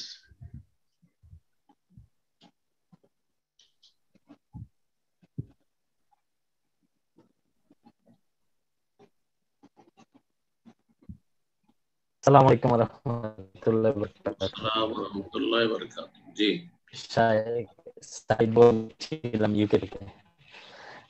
থেকে সাইদ ইউকে থেকে। সাইদ, আপনার কথা ক্লিয়ার আসে না। জি, একটু দূরে করে কথা বলুন। মনে হয় ইউকে থেকে। ইউকে থেকে, হ্যাঁ ঠিক আছে, এখন ক্লিয়ার বলেন, একটু দূরে করে। ইউকে থেকে সাইদ, জাযাকুমুল্লাহ খাইরান। শেখ, আমাদের কিছু মুসলিম ভাইয়েরা এখন ইরানের শিয়াদের মতো ইসলামকে শুধুমাত্র দাড়ি, পাগড়ি আর হিজাবের মধ্যে বিবেচনা সীমাবদ্ধ করে থাকেন, আর অনেক সময় নামের মধ্যে সীমাবদ্ধ, যেমন যত তাদের মতো, জি শিয়াদের মতো, শিয়াদের মতো। শিয়ারা তো দাঁড়িয়ে রাখে না, বরং শিয়াদের শুধু তাদের শিয়াদের ফর্মুলা হচ্ছে যে জনগণের জন্য দাঁড়িয়ে রাখা চলবে না, দাঁড়িয়ে রাখতে হবে তাদের আয়াত গুলোকে। আমাদের বড় বড় যাদেরকে আল্লামা বলছেন ওই রকম শিয়া রাফেজিদের মধ্যে যারা আল্লামা আয়াত, যেগুলো আয়াতুল্লাহ বলছে না, ওরা শুধু দাঁড়িয়ে রাখে আর পাগড়ি রাখে, আর বাকি তাদের জাহিল মূর্খরা দাড়ির চরম দুশ্মন। শিয়ারা দাড়ির যত দুশ্মন, ইহুদিরা এত দুশ্মন নাই। ইহুদিরা আপনার ইহুদিদের পাশাপাশি বাস করছেন, এত দুশ্মন না দাড়ির যত দুশ্মন হচ্ছে রাফেজি শিয়ারা। ঠিক, জনগণের দাড়ি দেখলে তাদের গায়ে আগুন লেগে যায়। হ্যাঁ, আল্লাহ তাদের অনিষ্ট দিয়ে তাদের সর্বনাশ করে। জি, আল্লাহুম্মা। তো মানে নাম জারি, যত বড় নাম তত বড়, মানে ওই যত বড় মাদার পূজারি তত বড় আহলে সুন্নাত ওয়াল জামাত, এগুলো হচ্ছে আমাদের দেশে। আচ্ছা দেখ, আমার বিষয় তালিবান নামটা নিয়ে। এখন তালিবান, এখন আমার তালিবান যে তালিবান সোভিয়েত ইউনিয়নের বিরুদ্ধে 1999 সালে লড়াই করেছে, তারা ছিল ভিন্ন তালিবান। আর এখন যে তালিবান, ক্লিয়ার আসে না, ক্লিয়ার আসে না। আপনার নেটওয়ার্কের প্রবলেম হচ্ছে মনে হয়, নেটওয়ার্ক মনে হয় ভালো পাচ্ছে না, দেখেন একটু। আচ্ছা, তাহলে এমনিতে আপনার প্রশ্ন বুঝেছি, না হয় যদি বুঝাইতে না পারেন তা আমি সামান্য একটু বুঝেছি, আর সংক্ষেপে আপনার উত্তর বলছি। তালেবান সম্পর্কে বলছেন, তাই তো? জি জি, এটা নিয়ে ফেসবুকে অনেক মাতামাতি হচ্ছে, যদি একটু নসিহত করেন, কারণ তারা তো মানে যদি আল্লাহ তাদের হেদায়েত, আলহামদুলিল্লাহ, যদি না হয় আল্লাহ তাদের মানে বাঙালি জাতি ফেসবুকে তো বাহাদুর, বাঙালি জাতি ফেসবুকের মুজাহিদ। বাঙালি জাতির মতো মনে হয় কেউ ফেসবুক ইউজ করে না, আর ফেসবুকের কেউ অপব্যবহার করে। তো যাই হোক, আরবি একটা কবিতার এক লাইন মনে পড়লো, হ্যাঁ, জুহাইর বিন আবি সুলমার, যে প্রখ্যাত কবি ছিলেন নবী সাল্লাল্লাহু আলাইহি ওয়াসাল্লাম আমলের বা তার পূর্বকালের, বলেছে সাতুবদি লাকাল আইয়াম মা কুনতা জাহিলান, আগামী দিনগুলি শীঘ্রই তোমাদের জন্য প্রকাশ করবে যে সম্পর্কে তোমরা অনবহিত, যা তোমাদের জানা নেই, অচিরেই তোমাদের জন্য তা প্রকাশ করবে আগামী দিনগুলি। তো আগামী দিনগুলিতে বুঝতে পারবেন যে এরা কারা, আশা করি বুঝতে পারবেন। জি, তাদের কাছে চলে এসছে আজকাল সোশ্যাল মিডিয়াতে, যদি আপনি সালাফি ওলামাদের দেখেন, আমার কাছে পৌঁছে গেছে, আরবিতে পৌঁছেছে আর বাংলাতে পৌঁছে গেছে, যে তারা সেখানে আহলে হাদিসরা যে রয়েছে আফগানিস্তানে, তাদের মসজিদের ইমামতি নিষিদ্ধ, তাদের খুতবা নিষিদ্ধ, তাদের দাওয়াতি কাজ নিষিদ্ধ, এবং এমনকি তাদের সবকিছু নিষিদ্ধ, তাদের যে কোনো অ্যাক্টিভিটিস নিষিদ্ধ। কিন্তু মাজারের ক্ষেত্রে মাজারে মহিলাদেরকে যেতে দিবেন না, মাজারে গিয়ে সেজদা করবেন না, না হইলে আহলে হাদিস সালাফিরা সুযোগ পেয়ে যাবে দাওয়াত দেওয়ার। এই নয় যে মাজারে গেলে শিরক হয়, কুফরি হয়। মাজারে গেলে এই রাস্তা দিয়ে সালাফি আহলে হাদিসরা তোমাদের হানাফিদেরকে, সুফিদেরকে তোমাদেরকে আবার দাওয়াত দেওয়া শুরু করবে, আর মানুষরা তখন তাদের দলে চলে যাবে। এই কথা লিখেছে। তো আল্লাহ হেফাজত করে এদের অনিষ্ট থেকে, এবং এদের সম্পর্কে যারা ধোঁকা খেয়ে আছে আল্লাহ তাদেরকে হেদায়েত দান করে। জি, আল্লাহ তাদের হেদায়েত দান করে। আর যারা কোরআন সুন্নাহ অনুসরণ করতে চায়, আল্লাহ তাদের বিভ্রান্তি থেকে, ফিতনা থেকে আল্লাহ বাঁচিয়ে রাখে। জি, আশা করি এতটাই যথেষ্ট। প্রশ্ন করবেন এমডি সাকিব হাসান, প্রশ্ন করুন প্লিজ। আসসালামু আলাইকুম রাহমাতুল্লাহ। আসসালামু রাহমাতুল্লাহ। আমি বাংলাদেশ থেকে বলছি। আমার প্রশ্নটা হচ্ছে শেখ আকীদা সম্পর্কিত। একজন শেখ বলছে যে মানুষ আল্লাহ তাআলাকে দেখতে পাবে, এটাই সঠিক আকীদা। মানুষ কি আল্লাহ তাআলাকে স্বপ্নে দেখতে পাবে শেখ?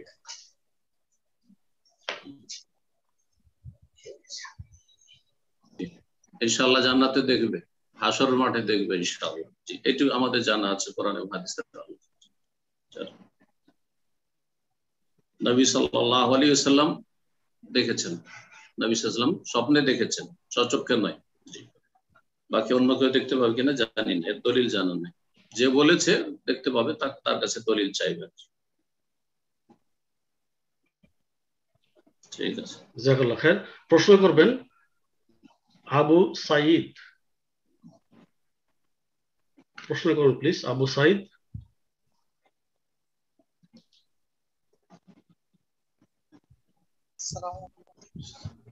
ওয়ালাইকুম আসসালাম ওয়া রাহমাতুল্লাহ। আপনার সাউন্ড আসছে না, একদম কম, বোঝা যাচ্ছে না। আপনার সাউন্ডটা একটু বাড়ানোর চেষ্টা করুন। কারো আওয়াজ জোরে আসছে আর কারো আওয়াজই আসছে না, আজকে কি ব্যাপার? আশা করি আল্লাহর রহমতে ভালো আছেন। জি, বলেন, কোথা থেকে বলছেন? বাংলাদেশ থেকে বলছি। বলেন প্রশ্ন। আকীদা না হয় ইবাদত, না হয় আখলাক, আমল, ব্যাস। জি, উস্তাদ, প্রশ্ন হচ্ছে যে আমরা ইউটিউব চ্যানেল চালাই, সেক্ষেত্রে দেখা যায় যে এর আগে আপনাদের থেকে কথা শুনেছিলাম যে ইউটিউবের মাধ্যমে যে টাকা উপার্জন করা হয়, অর্থাৎ গুগল অ্যাডসেন্স এর মাধ্যমে, এই টাকাটা ইনকাম করা হারাম। কারণ এখানে দেখা যায় যে অশ্লীল অ্যাড প্রদর্শিত হয়, তারপর বিভিন্ন অন্যান্য প্রদর্শিত হয়।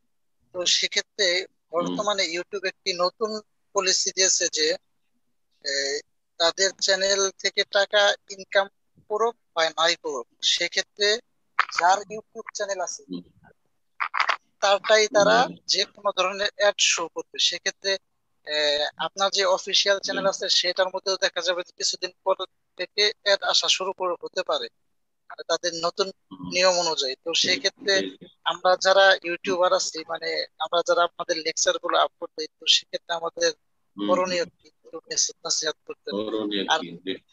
আর কিছু ভাইকে দেখা যাচ্ছে যে তারা বলতে চাচ্ছেন যে যেহেতু ইউটিউব আমাদের চ্যানেলে আমরা টাকা ইনকাম করি আর নাই করি অ্যাড শো করবে, তো সেক্ষেত্রে আমরা টাকাটা ইনকাম করে ভালো কোনো কাজে ব্যয় করবো। তো এক্ষেত্রে যদি কেউ যদি বলে আমি চুরি করে ভালো কোনো কাজে ব্যয় করবো, বড় বড় ধনীরা জাকাত টাকাত দেয় না, কোটিপতিরা তো চুরি করে ডাকাতি করে আমি ভালো কাজে ব্যয় করবো, তো ভালো কথা নাকি? শোনেন,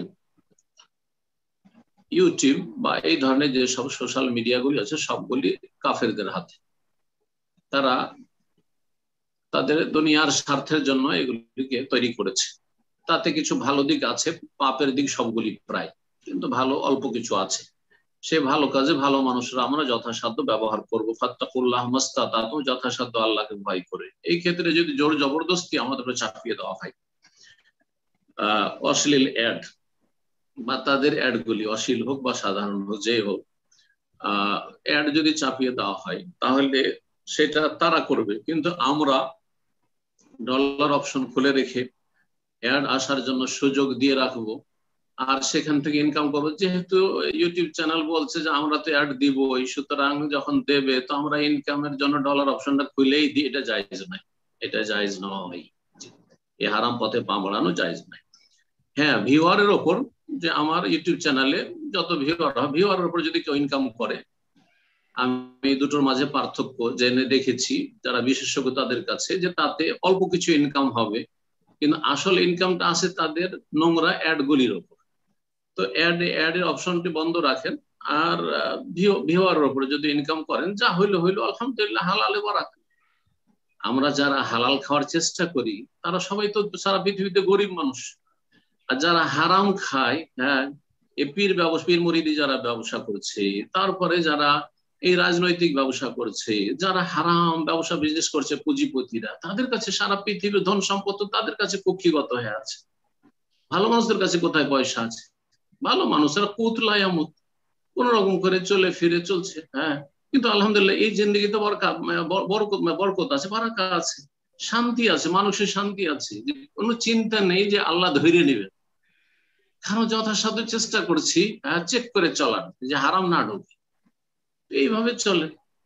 আর ইউটিউব চ্যানেলে যেহেতু এই করছে, সুতরাং আমি এখানে ডলার অপশন খুলে রাখি। আর এত নেকির কামনা যে আমি যে নেকির কাজে খরচ করে দেবো, কেন? নেকির কাজে খরচ করার মতো আরো মেলা লোক আছে। আমরা দায়িত্ব যে হারাম ইনকাম করে নেকির কাজে খরচ করে মোটেই না, মোটেই যায় না। ঠিক, আশা করি বুঝতে পেরেছেন। ডলার অপশন নিজে আপনি খুলবেন না, ইউটিউব চ্যানেল চাপিয়ে দেবে, সেটা তারা উঠাবে, সেই বোঝা তারা উঠাবে দুনিয়া আখেরাতে। কিন্তু আপনি আল্লাহর কাছে মুক্ত থাকলেন যে আল্লাহ, আমি তো নিজের থেকে এটা চাইনি, আমি সামান্য কিছু দাওয়াতি কাজ করছিলাম ইউটিউব চ্যানেলে, আর সেটা জবরদস্তি তারা চাপিয়ে দেওয়া হয়েছে। তো আমার সামনে অপশন হয় এই দাওয়াতি কাজ বন্ধ করে দিই, আর না হইলে তারা অ্যাড দেবে, কিন্তু আমি আমার দিনের কাজ করে যাই।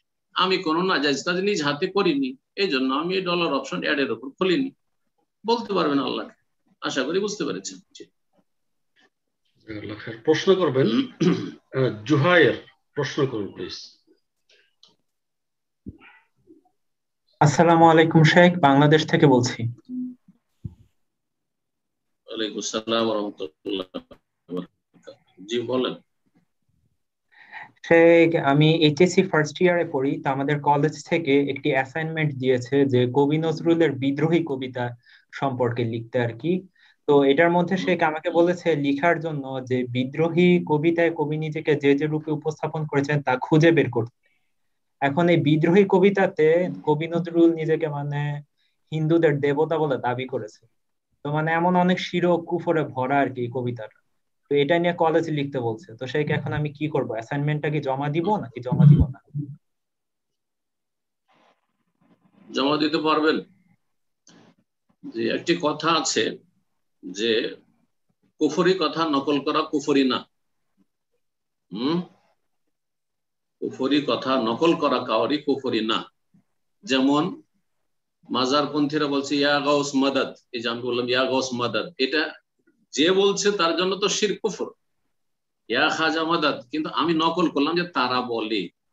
যেমন কোরআনে কারিমে নকল আছে, হ্যাঁ, সেম কথা। ফেরাউন বলেছিল মা আলিমতু লাকুম মিন ইলাহিন গায়রি, আমার ছাড়া আর কোনো ইলাহ নেই। এই কথা তো আমি নকল করলাম, কিন্তু কার নকল করলাম? ফিরাউনের। কালা ফিরাউন ফাকালা আনা রব্বুকুমুল আলা, ফিরাউন বলেছিল আমি তোমাদের মহান রব, তোমাদের আর রব কে আছে? আমি তোমাদের মহান রব। তারপরে কাফেররা বলতো যে আইজামিতনা ওয়া কুন্না তুরাবান যালিকা রাজুন বাইদ, আমরা মরে যাওয়ার পরে যখন মাটিতে মিশে যাব তারপরে আবার আমাদের ফিরানো হবে, এটা অনেক দূরের কথা। এই কথা কেউ যদি বিশ্বাস করে বলে তো কাফের, পরকালে অবিশ্বাসী। কিন্তু এই কুফরি কথা কোরআনে কারিমে নকল করা হয়েছে, আমিও নকল করছি। সুতরাং আপনি বিদ্রোহী কবির কবিতায় শিরকি কুফরি কথা আছে, তার এক্সপ্লেন করছেন, তার ব্যাখ্যা করছেন, সেগুলি নকল করছেন, তার কথা নকল করছেন। যে বলেছে সে তার পরিণাম যেটা পাওয়ার পেয়েছে অথবা পাবে, আল্লাহ মাফ করুন, যেহেতু তিনি মুসলিম ছিলেন, আল্লাহ মাফ করুন। আমরা এই আশাই রাখবো তার জন্য আল্লাহর কাছে প্রতিটি মুসলিমের ক্ষেত্রে। জি, বাকি আপনি করতে পারবেন ইনশাআল্লাহ। ব্যাস ওই কুফরিতে আপনি বিশ্বাসী না, এবং সেই কুফরি কথাতে আপনি যদি কুফরি কথা নিশ্চিত হয় তার অর্থ বুঝছেন, তাতে আপনি সন্তুষ্ট না। জি, জাযাকুমুল্লাহ। জাযাকাল্লাহ খায়ের। প্রশ্ন করবেন তাসলিমা বেগম, প্রশ্ন করুন প্লিজ। আসসালামু আলাইকুম সাহেব, কেমন আছেন? ওয়ালাইকুম আসসালাম ওয়া রাহমাতুল্লাহি ওয়া বারাকাতুহু। জি বলেন। আলহামদুলিল্লাহ, লস এঞ্জেলস থেকে। জি বলেন। সাহেব, আমাদের জন্য দোয়া করবেন, বিশেষ করে আমার বাচ্চাটা, স্বামীর জন্য, আমার জন্য। আর আমি গত 2 সপ্তাহ জাযাকাল্লাহ খায়রান। আমি গত 3 সপ্তাহ আগে বলছিলাম আমার ছেলেটা 13 ইয়ার্স ওই 4 ব্লক করে মসজিদে যায়। তো এখন ওখানে অনেক তাবলিগ আসে, অনেক স্টেট থেকে, আমাদের আমেরিকার শিকাগো থেকে। তো ওই সবাই ছোট, ওই মসজিদের মধ্যে বয়সে 13। তো ওরে খুব ফোর্স করে, বুঝছেন, এমন করতেছে, মানে তুমি তাবলিগ করো এরকম শুরু করছে। তে ও একটু এসে জেদ করে। আমি আপনারটা শুনাইছি গত 2 সপ্তাহ আগে, মানে আপনার তাবলিগ সম্বন্ধে যে বৃহস্পতিবারের কোশ্চেন গুলো শুনি, তো ওখান থেকে অনেক উপকার হয় আর অনেক কোশ্চেন জিজ্ঞেস করতে হয় না। আলহামদুলিল্লাহ, জাযাকাল্লাহ খায়রান। এখন আমি শুনাইছি যে দেখো শাইখ বলতেছে নবীজি তো তাবলিগ করেনি, কিন্তু দিনের দাওয়াত দিছে, তুমি ঘরে করো, তোমার বাবা অসুস্থ, মা অসুস্থ, আর তুমি নামাজ পড়তে দেরি হবে, তুমি ছোট, তুমি এখনো কিছু জানো না। এখন এটা হয়েছে, এক তাবলিগ গেছে, আবার এই সপ্তাহে আসছে শুক্রবারে থেকে, আজকে চলে যাবো। গত শুক্রবারে আসরের পড়তে গেছে, রাইখা দিছে, থাকো আসর মাগরিব এশার পর্যন্ত, তারপর তুমি এখানে রাত থাকবা, এখানে ভালো ভালো ফেরেশতারা থাকে মসজিদে, তারপরে অনেক দিনের আলোচনা হয়, এটা সেটা। পরে আমি বলছি তুমি আসর থেকে যে এশার পর্যন্ত থাকলা, এখানে যে দিনের আলোচনা করলা, এইখানেই তো অনেক সওয়াব পাইলা। শাইখ বলছে যে আল্লাহর আরশ থেকে আল্লাহ নাকি নিজেই পাঠায়, ফেরেশতা পাঠায়। এখন বলতেছে আমি থাকবো, আমাকে না, কোনোখানে রাত থাকা যাবে না। শাইখ বলছে এমনকি মাদ্রাসা যে দিবে, এইটাও শাইখ যে এই করে চেক করে দেখতে বলছে। তুমি বলো যে আমার আম্মু হার্টের রোগী, আমার এটাই প্রশ্ন এখন বলেন। জি, এইটাই প্রশ্ন যে তাবলিগ সম্বন্ধে বলেন। আমার ছেলে শুনতে স্যার, বিশেষ করে আমার ছেলেটার একটু দোয়া করেন, একটু দুষ্টামি করতেছে, নামাজ পড়ে আবার ফজর ছেড়ে দেয় আর গেমস খেলে। আল্লাহ হেদায়েত করুন। তাবলিগেরা তো নামাজ ছাড়তে বলছেন, অন্তত এটা তো বলছেন না যে নামাজ ছাড়ো, ও তো নামাজ পড়তে বলছে, ভুল নামাজই পড়াচ্ছে, কিন্তু নামাজ পড়তে বলছে। তো যাই হোক, এই যে তবলিগ, যে প্রচলিত তবলিগ আপনাদের ওখানে আছে, যেটা শুরু হয়েছে ভারতের মেওয়াত ডিস্ট্রিক্ট থেকে, দিল্লির পাশে হরিয়ানা থেকে, আর সেটার হেডকোয়ার্টার হচ্ছে দিল্লি নিজামুদ্দিন ভারতে, আর সেকেন্ড হেডকোয়ার্টার পাকিস্তানের রায়ওয়ান, আর থার্ড হেডকোয়ার্টার বাংলাদেশের হচ্ছে টুঙ্গি। তো এই তবলিগ নবী সাল্লাল্লাহু আলাইহি ওয়াসাল্লামের তবলিগ নয়, এটা হচ্ছে ইলিয়াসি তবলিগ। এটা মাওলানা ইলিয়াস দেওবন্দি সুফি যে আলেম ছিলেন, তার স্বপ্ন যোগে পাওয়া তবলিগ, যে 40 দিনের জন্য বের হইতে হবে, 4 মাসের জন্য বের হইতে হবে, একদম বেরিয়ে যেতে হবে, হ্যাঁ, সবকিছু নিয়ে, আর তারপরে সংসার থাকা যাই হোক সবকিছু ছেড়ে বেরিয়ে যেতে হবে। আর যারা আপনার পারে না, তারা বলছে 3 দিনের জন্য বেরিয়েছি, এইভাবে তারা বেরিয়ে থাকে। আর তাতে তারা জাল ভুয়া, এত নেকি আছে, এত সওয়াব আছে, এই তো তোমার সাথে ফেরেশতা রাতে থাকবে। কেন বাসাতে থাকলে ফেরেশতা থাকবে না? তার মায়ের চাইতে কেউ মর্যাদার কেউ আছে নাকি মায়ের কাছে থাকবে? এর চাইতে বড় সওয়াবের কাজ কি হইতে পারে? মায়ের দেখাশোনা, মায়ের প্রয়োজন পুরা করলো, তার সাথে মায়ের সাথে ইবাদতবন্দি করলো, বাসাতে তাহাজ্জুদ পড়লো, বাসাতে দিন শিখলো, দিন চর্চা করলো। তো এই হচ্ছে ইলিয়াসি তবলিগ। আর রাসূলুল্লাহ সাল্লাল্লাহু আলাইহি ওয়াসাল্লামের তবলিগ হচ্ছে ওয়াহির তবলিগ, কোরআন সুন্নাহর তবলিগ। ইয়া আইয়ুহার রাসূল, হে রাসূল সাল্লাল্লাহু আলাইহি ওয়াসাল্লাম, বাল্লিগ মা উনজিলা ইলাইকা মির রাব্বিকা, তোমার প্রতিপালকের পক্ষ থেকে যা কিছু নাজিল করা হয়েছে তার তুমি তাবলীগ করে দাও। তো আমরা তাবলীগ করি, সৌদি আরব তাবলীগ করে, কোরআন সুন্নাহ অনুসারী আহলে হাদিস সালাফিরা তাবলীগ করে ওয়াহির তাবলীগ, ওয়াহির বিধানের তাবলীগ, কোরআন কারীমের এবং রাসূলুল্লাহ সাল্লাল্লাহু আলাইহি ওয়াসাল্লাম সহিহ সুন্নাহ। পক্ষান্তরে ইলিয়াসি সুফিরা, দেওবন্দি সুফিরা এরা তাবলীগ করে আপনার ইলিয়াসি, তো মাওলানা ইলিয়াসের স্বপ্ন যোগে পাওয়া, যা স্বপ্নে তাকে দেখানো হয়েছে, স্বপ্ন কোনো ইসলামের উৎস নয়। হ্যাঁ, আর স্বপ্ন ওহী নয়, নবীর স্বপ্ন ছাড়া কারো স্বপ্ন ওহী না। আমার সাথে শয়তান খেলা করতে পারে, জিন খেলা করতে পারে, তেমনি কারো সাথে শয়তান জিন খেলা করেছে যে বেরিয়ে পড়তে হবে, শুধু বেরিয়ে পড়তে হবে, জি সময় লাগান, একটু সময় দেন, জি এগুলি কোরআন হাদিসে নেই। আল্লাহ যেন হেফাজত করেন। আমি পরামর্শ দেবো যে আপনার ছেলে এখন মাশাআল্লাহ কচি রয়েছে, কাঁচা বাঁশের মতো, যেইভাবে সেটাকে গড়ে তুলবেন, বা সানা আটার মতো যেইভাবে সেটা রুটি তৈরি করে সেভাবে তৈরি হবে, রুটি তৈরি করেন আর সেই রসগোল্লা তৈরি করেন, যা করেন গোল করে করেন, আর যা কিছু করেন লম্বা করেন আর গোল করেন, তৈরি হবে। কিন্তু সেটা যখন পাক্কা একটা চিল্লা দিয়ে চলে আসবে তখন বড় শক্ত বাঁশ হয়ে যাবে, তখন যদি সেটাকে সোজা করতে যান তো ভেঙে যাবে, ভেঙে যাবে।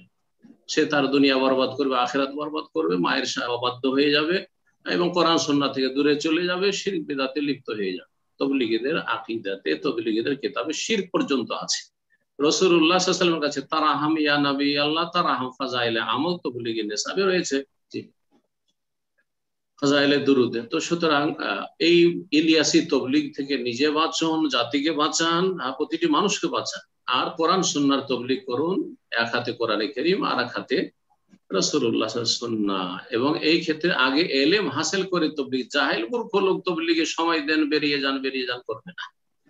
আর ইলিয়াসি তাবলীগ হচ্ছে ফাজাইল আমলে, মাওলানা জাকারিয়া সাহেবের লেখা। মাওলানা ইলিয়াস স্বপ্ন যোগে এই তাবলীগের সিস্টেমটা পেলেন, আর মাওলানা জাকারিয়া তাদের একটা কোর্স লিখে শুধু ফজিলত আর ফজিলত, ফজিলত ফজিলত, ফাজাইলে তাবলীগ, ফাজাইলে নামাজ, ফাজাইলে রোজা, ফাজাইলে হজ, ফাজাইলে দুরুদ, ফাজাইলে সাদাকাত, এইভাবে বেশ কিছু ফাজাইল সংকলন করলে, যাতে কোনো হালাল হারামের কথা নেই, যাতে কোনো আকীদা মৌলিক বিশ্বাসের কথা নেই, যাতে তাওহীদ শিরকের কথা নেই, সুন্নত বেদাতের মাসাইল নেই, এমনকি ফিকহি মাসাইলও নেই। যেমন হানাফিদের বেহেশতি জওয়ারে ফিকহি মাসাইল আছে, ফাজাইল আমলে কোনো ফিকহি মাসলা মাসাইলও নেই, যে কেমন করে উযু করতে, কেমন করে গোসল করতে, কেমন করে তেমন করে, তাও নেই। এই হচ্ছে অসম্পূর্ণ আর শিরক বিদআতে পরিপূর্ণ আর স্বপ্ন যোগে প্রাপ্ত, এই হচ্ছে ইলিয়াসি তাবলীগ। আল্লাহ যেন আপনারও হেফাজত করেন, আপনার ছেলেরও হেফাজত করেন, প্রতিটি মুসলিমের আল্লাহ এই বেদাতি তাবলীগ থেকে, সুফিদের তাবলীগ থেকে হেফাজত করেন। তাবলীগী জামাতের উদ্দেশ্য হচ্ছে দুটি: গোড়া হানাফি বানানো আর পাক্কা সুফি বিদআতপন্থী বানানো, সুফি পীরের মুরিদ বানানো, তাহনিফ এবং তাসাউফ, তাসাউফ ঢুকিয়ে দেওয়া আর হানাফি বানিয়ে দেওয়া, গোড়া হানাফি মুকাল্লিদ বানিয়ে দেওয়া। তো এই দুটো থেকে বাঁচতে হইলে কোরআন সুন্নাহর অনুসারী হইতে হবে, ফিরে আসতে হবে। আল্লাহ যেন তৌফিক দান করেন। এইরকম জায়গায় থাকাটা ঝুঁকিপূর্ণ, এইরকম জায়গায় ছেলেকে লেখাপড়া করানো ঝুঁকিপূর্ণ। আপনি উত্তম বিকল্প খুঁজেন, প্রয়োজনে হিজরত করেন। আমাদের অনেক ভাইরা নিউ ইয়র্কে ছেলে, সেখান থেকে মিশিগান চলে গেছেন। আপনারা জানেন অনেকে যারা আজকে জুমে প্রোগ্রামে আছেন, অনেকে চলে গেছেন, অনেকে যাচ্ছেন, অনেকে কেউ বাফলো চলে গেছেন, যেখানে কোরআন সুন্নাহ ভিত্তিক আপনি ইলম শিখতে পারবেন। আরব শেখদের কাছে হইতে পারে, আরব শেখরা তুলনামূলক ভারত, বাংলাদেশ, পাকিস্তানের আলেমদের চাইতে অনেক ভালো, শিরক বিদআত থেকে মুক্ত।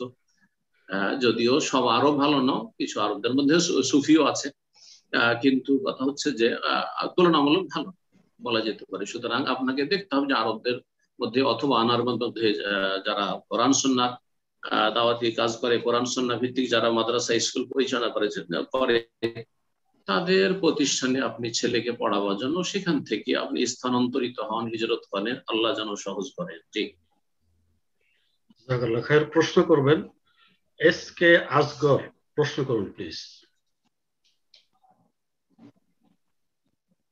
আসসালামু আলাইকুম রাহমাতুল্লাহ, স্যার কেমন আছেন? আসসালামু আলাইকুম রাহমাতুল্লাহি ওয়া বারাকাতুহু। জি আলহামদুলিল্লাহ, বলেন। জি হ্যাঁ, জি আমি আসগর বলছি সৌদি আরব রিয়াদ থেকে, আমার বাড়ি ইন্ডিয়ায়। তো এক ভাইয়ের পক্ষ থেকে এটা প্রশ্ন হচ্ছে যে ওনার রিজিকের সংকীর্ণতা দেখা দিয়েছে, তো তার করণীয় কি? এবং আমাদের ইন্ডিয়ার বেশিরভাগ কর্মক্ষেত্রে সে নামাজ না মানে সুবিধা নেই বলে অনেক কর্ম থেকে মানে বাড়িতেও চলে এসছে। তো কিছু কিছু জায়গা আছে যে আসর আর মাগরিব মানে এর সাথে বাড়িতে পড়তে পারবে, এই সমস্ত জায়গায় কাজ করা যাবে কিনা? তো অনেক ফ্যাক্টরিতে নামাজ পড়ার সুবিধা নাই বলে ফ্যাক্টরিও ছেড়ে দিয়েছে, এবং উনি রিজিকের সংকীর্ণতায় ভুগছে।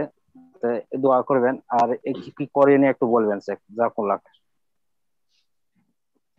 যারা মুসলিম দেশে বসবাস করছেন, যে কোনো দেশে হোক না কেন, এমনকি মুসলিম দেশে অনেক সময় অনেক জালেম মালিকরা রয়েছে প্রতিষ্ঠানের, যে সালাত পড়ার জন্য টাইম দেয়, কিন্তু তারা ব্রেক দেয় খাওয়া দাওয়ার জন্য, হয় লাঞ্চের জন্য দুপুরে, নয় ব্রেকফাস্টের জন্য, এইরকম সময়গুলি দেয়।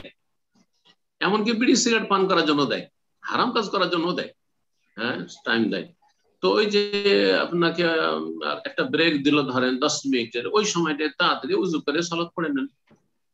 এই ক্ষেত্রে আরো আপনাদের জন্য সুবিধা করে দিচ্ছি, যারা এরকম অসুবিধা আছে মুসলিম দেশে বসবাস করছেন, তো সব সময় ইসলাম ওইভাবে পালন করাটা বড়ই মুশকিল। কমপক্ষে মুসলিম হয়ে বাঁচার তো চেষ্টা করবেন সর্বনিম্ন মানের। সেটা হচ্ছে 2 সালাতকে জমা করেন, জোহর আসর জমা করে নেন, মাগরিব এশা জমা করেন, কিন্তু আসরকে মাগরিব এশার সাথে পড়বে এটা কোনো মতেই যায় না।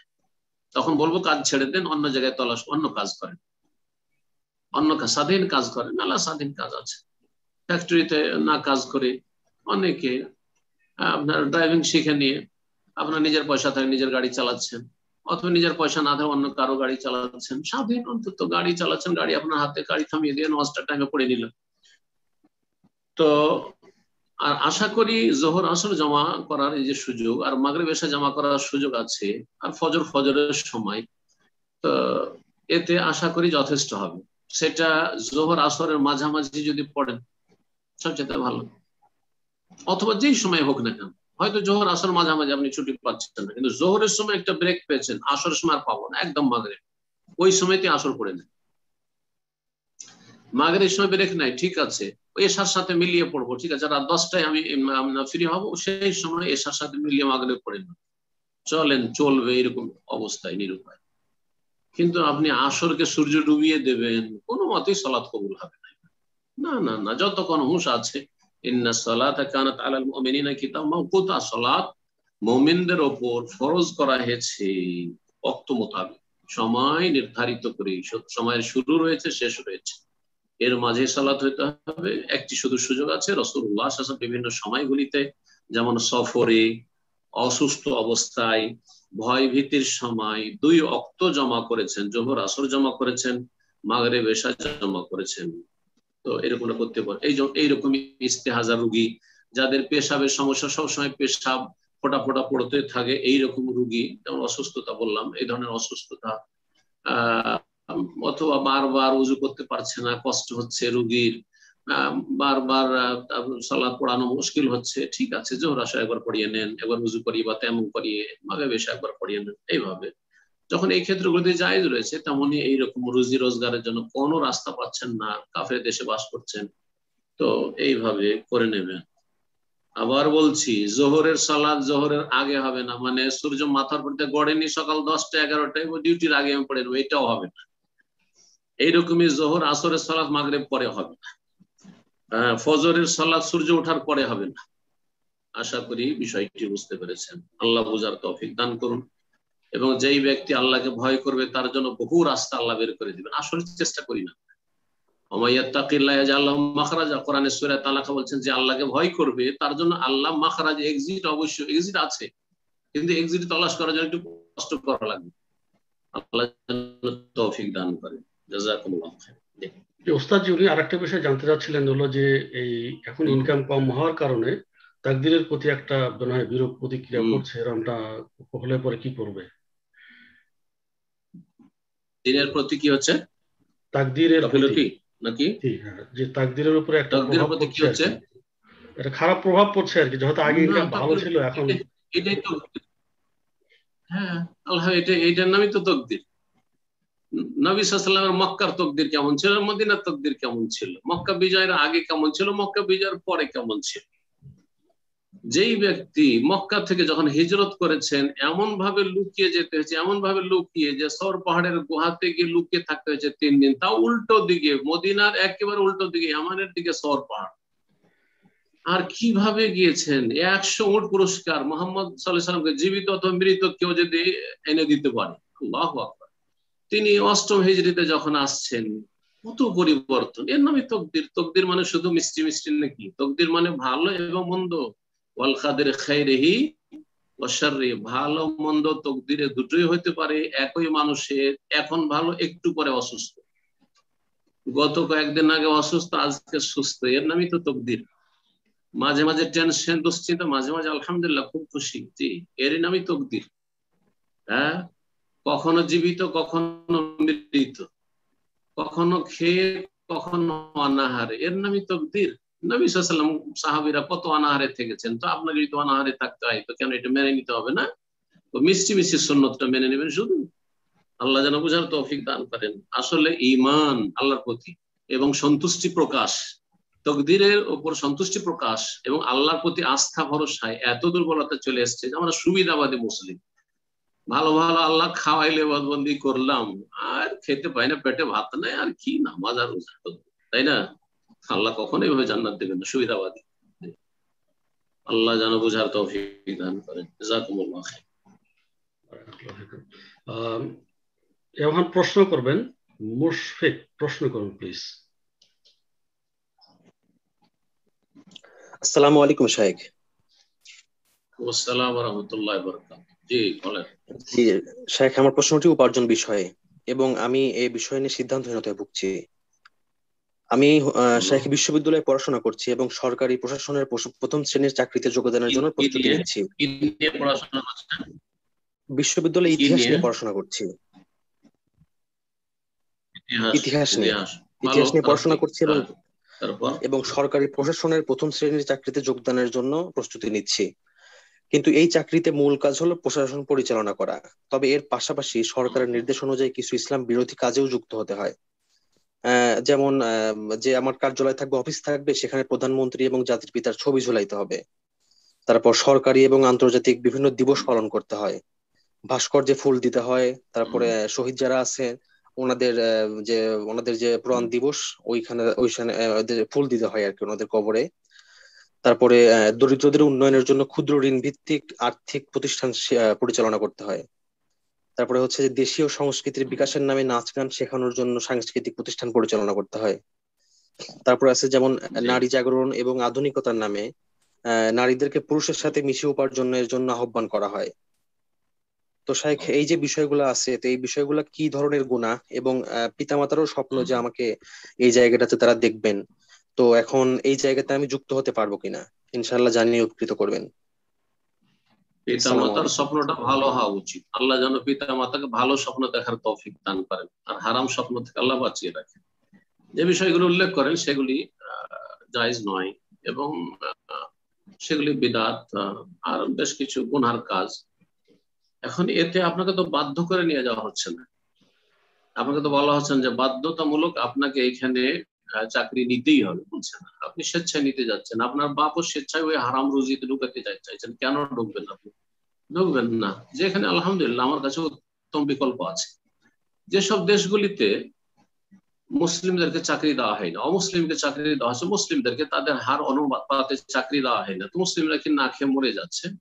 তারা ব্যবসা বাণিজ্য করছে, না হলে তারা বিদেশে খাটছে, না হলে তারা আপনার বিভিন্ন রকমের কাজ করছে, বহুমুখী কাজ রয়েছে। সরকারি চাকরি ছাড়া কি খেতে পাওয়া যাবে না? আপনি চিন্তা করেন যে দেশে, নিজের দেশের কথাই চিন্তা করেন, শতকরা কয়জন সরকারি চাকরিজীবী? শতকরা মনে হয় 5-10 জন হবে না। আর বাকি লোকেরা কি করে খায়? প্রবাসীদের সংখ্যা কত? ব্যবসায়ীদের সংখ্যা কত? কৃষিদের সংখ্যা কত? কৃষি কাজ যারা করে কৃষকদের সংখ্যা কত, মানে পার্সেন্টেজে? এইভাবে দেখেন তো বহুমুখী রিজিক আল্লাহ রেখেছেন। লেখাপড়া করতে হবে একজন সভ্য ভালো মানুষ হওয়ার জন্য, লেখাপড়া করতে হবে বিশেষ কোনো চাকরি নেওয়ার জন্য না। লেখাপড়ার টার্গেটটাকে আমরা বদলে দিয়েছি। যারা ডাক্তারি লেখাপড়া করছে তারা মনে করছে অনেক টাকা আমি পকেট থেকে নেবো, এত টাকা ডোনেশন দিয়ে পড়লাম, এটার বহু গুণ টাকা উঠাবো, সেই জন্য লেখাপড়া করছে। লেখাপড়ার টার্গেটই তো ভুল হয়ে গেছে। কমার্শিয়াল হয়ে গেছে। না, এই জন্য শিক্ষা নয়। শিক্ষার সংজ্ঞা কিন্তু এই নয়। শিক্ষা মানুষকে সভ্য করে। শিক্ষা মানুষের রোজগারের মাধ্যম নয় যে রোজগার করার জন্য আমি লেখাপড়া করছি। এই জন্য কোরআন এবং হাদিসের শিক্ষা সবচেয়ে উত্তম শিক্ষা, অথচ এর মাধ্যমে রুজি সবচেয়ে কম হয়। একমাত্র যারা হারাম পন্থা অবলম্বন করে কোরআন এবং হাদিসের দোহাই দিয়ে তাদের ইনকাম হচ্ছে অনেক বেশি। তো কথা হচ্ছে যে আপনি সুশিক্ষা নেন, আর সুশিক্ষা নেওয়ার পরে রুজি হালাল রুজি তলাশ করেন। জরুরি নয় যে আপনার এই জায়গাতে আপনাকে থাকতে হবে বা এই জায়গায় আপনার বাপ মাকে দেখতে হবে। এটা দুনিয়াদারদের কথা। আল্লাহ তাদেরকে পুরোপুরি ইসলাম বোঝার তৌফিক দান করেন এবং আপনাকে পুরোপুরি ইসলাম বোঝার তৌফিক দান করেন।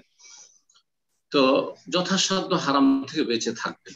কিন্তু যদি নিরুপায় হন, আপনি জানতেন না আগে যে এখানে করে আমাকে হারামের সম্মুখীন হইতে হবে, কিন্তু হঠাৎ করে আপনাকে হারামের সম্মুখীন হইতে হলো, যথাসাধ্য বাঁচার চেষ্টা করবেন। তারপরে যদি কিছু ভুল ভ্রান্তি হয়ে যায় তখন আল্লাহর কাছে ক্ষমা চাইবেন। যে বিষয়গুলি উল্লেখ করলেন সেগুলি বড় শিরক কুফরি নয়। যেমন ছবি যেগুলো মূর্তির মতো সেগুলি সবার কাছে হারাম, কিন্তু এমনি ছবি আর এই ছবিগুলি হালাল না হারাম, জায়েজ না নাজায়েজ, ইখতিলাফি বিষয়। তারপরে ছবি লটকানো, এগুলো হইলেও এই ছবি লটকানো ঠিক নয়, কিন্তু এটা শিরক নাই যে ছবি লটকানো আছে মানে তার পূজা হচ্ছে, এমন তো নয়। তার কিন্তু নাজায়েজ। তারপরে আমার দেশের মানুষরা অনেক বাড়াবাড়ি রাগ বলেছি, শহীদ মিনারে ফুল দিচ্ছে তো ওখানে কিছু পাওয়ার জন্য। যদি পাওয়ার জন্য হয় বা সেজদা করে তাহলে বড় শিরক, কিন্তু পাওয়ার জন্য নয়, বলছে আমি শ্রদ্ধাঞ্জলি পেশ করছি, আমি সম্মান জ্ঞাপন করছি, তাহলে বেদাত, শিরক কুফরি নয়। কথা হচ্ছে যে গুনাহ যেটা যত বড় গুনাহ সেটাকে তত বড়ই বলতে হবে। আমি ওইদিকে আর বেশি যাচ্ছি না, কিন্তু ভুল গুনাহ যে কোনো স্তরের হোক না কেন, আপনি স্বেচ্ছায় কেন বা ওই গুনাহগুলির দিকে যাবেন যেখানে আপনার কাছে আলহামদুলিল্লাহ অনেক বিকল্প পথ আছে। যেমনটা আপনাকে ইঙ্গিত করলাম, আল্লাহ যেন হালাল রুজি সহজ করে দেন এবং হালাল ক্ষেত্র আপনার জন্য প্রশস্ত করে দেন, এবং আপনার আব্বা আম্মা এই বিষয়টি বুঝার আল্লাহ যেন তৌফিক দান করেন, এবং আমাদের সকলের হালাল রুজিতে যেন বরকত দান করেন। হারাম ও রুজির রাস্তা থেকে আল্লাহ আমাদেরকে পুরোপুরি বেঁচে থাকার তৌফিক দান করেন। জি, জাযাকাল্লাহ খায়ের। প্রশ্ন করবেন মুহাম্মদ, প্রশ্ন করুন প্লিজ।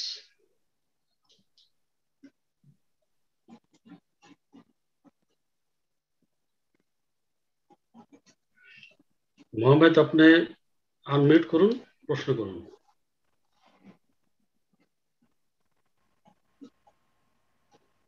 আসসালামু আলাইকুম শাইখ। ওয়ালাইকুম আসসালাম ওয়া রাহমাতুল্লাহি ওয়া বারাকাতুহু। জি বলেন।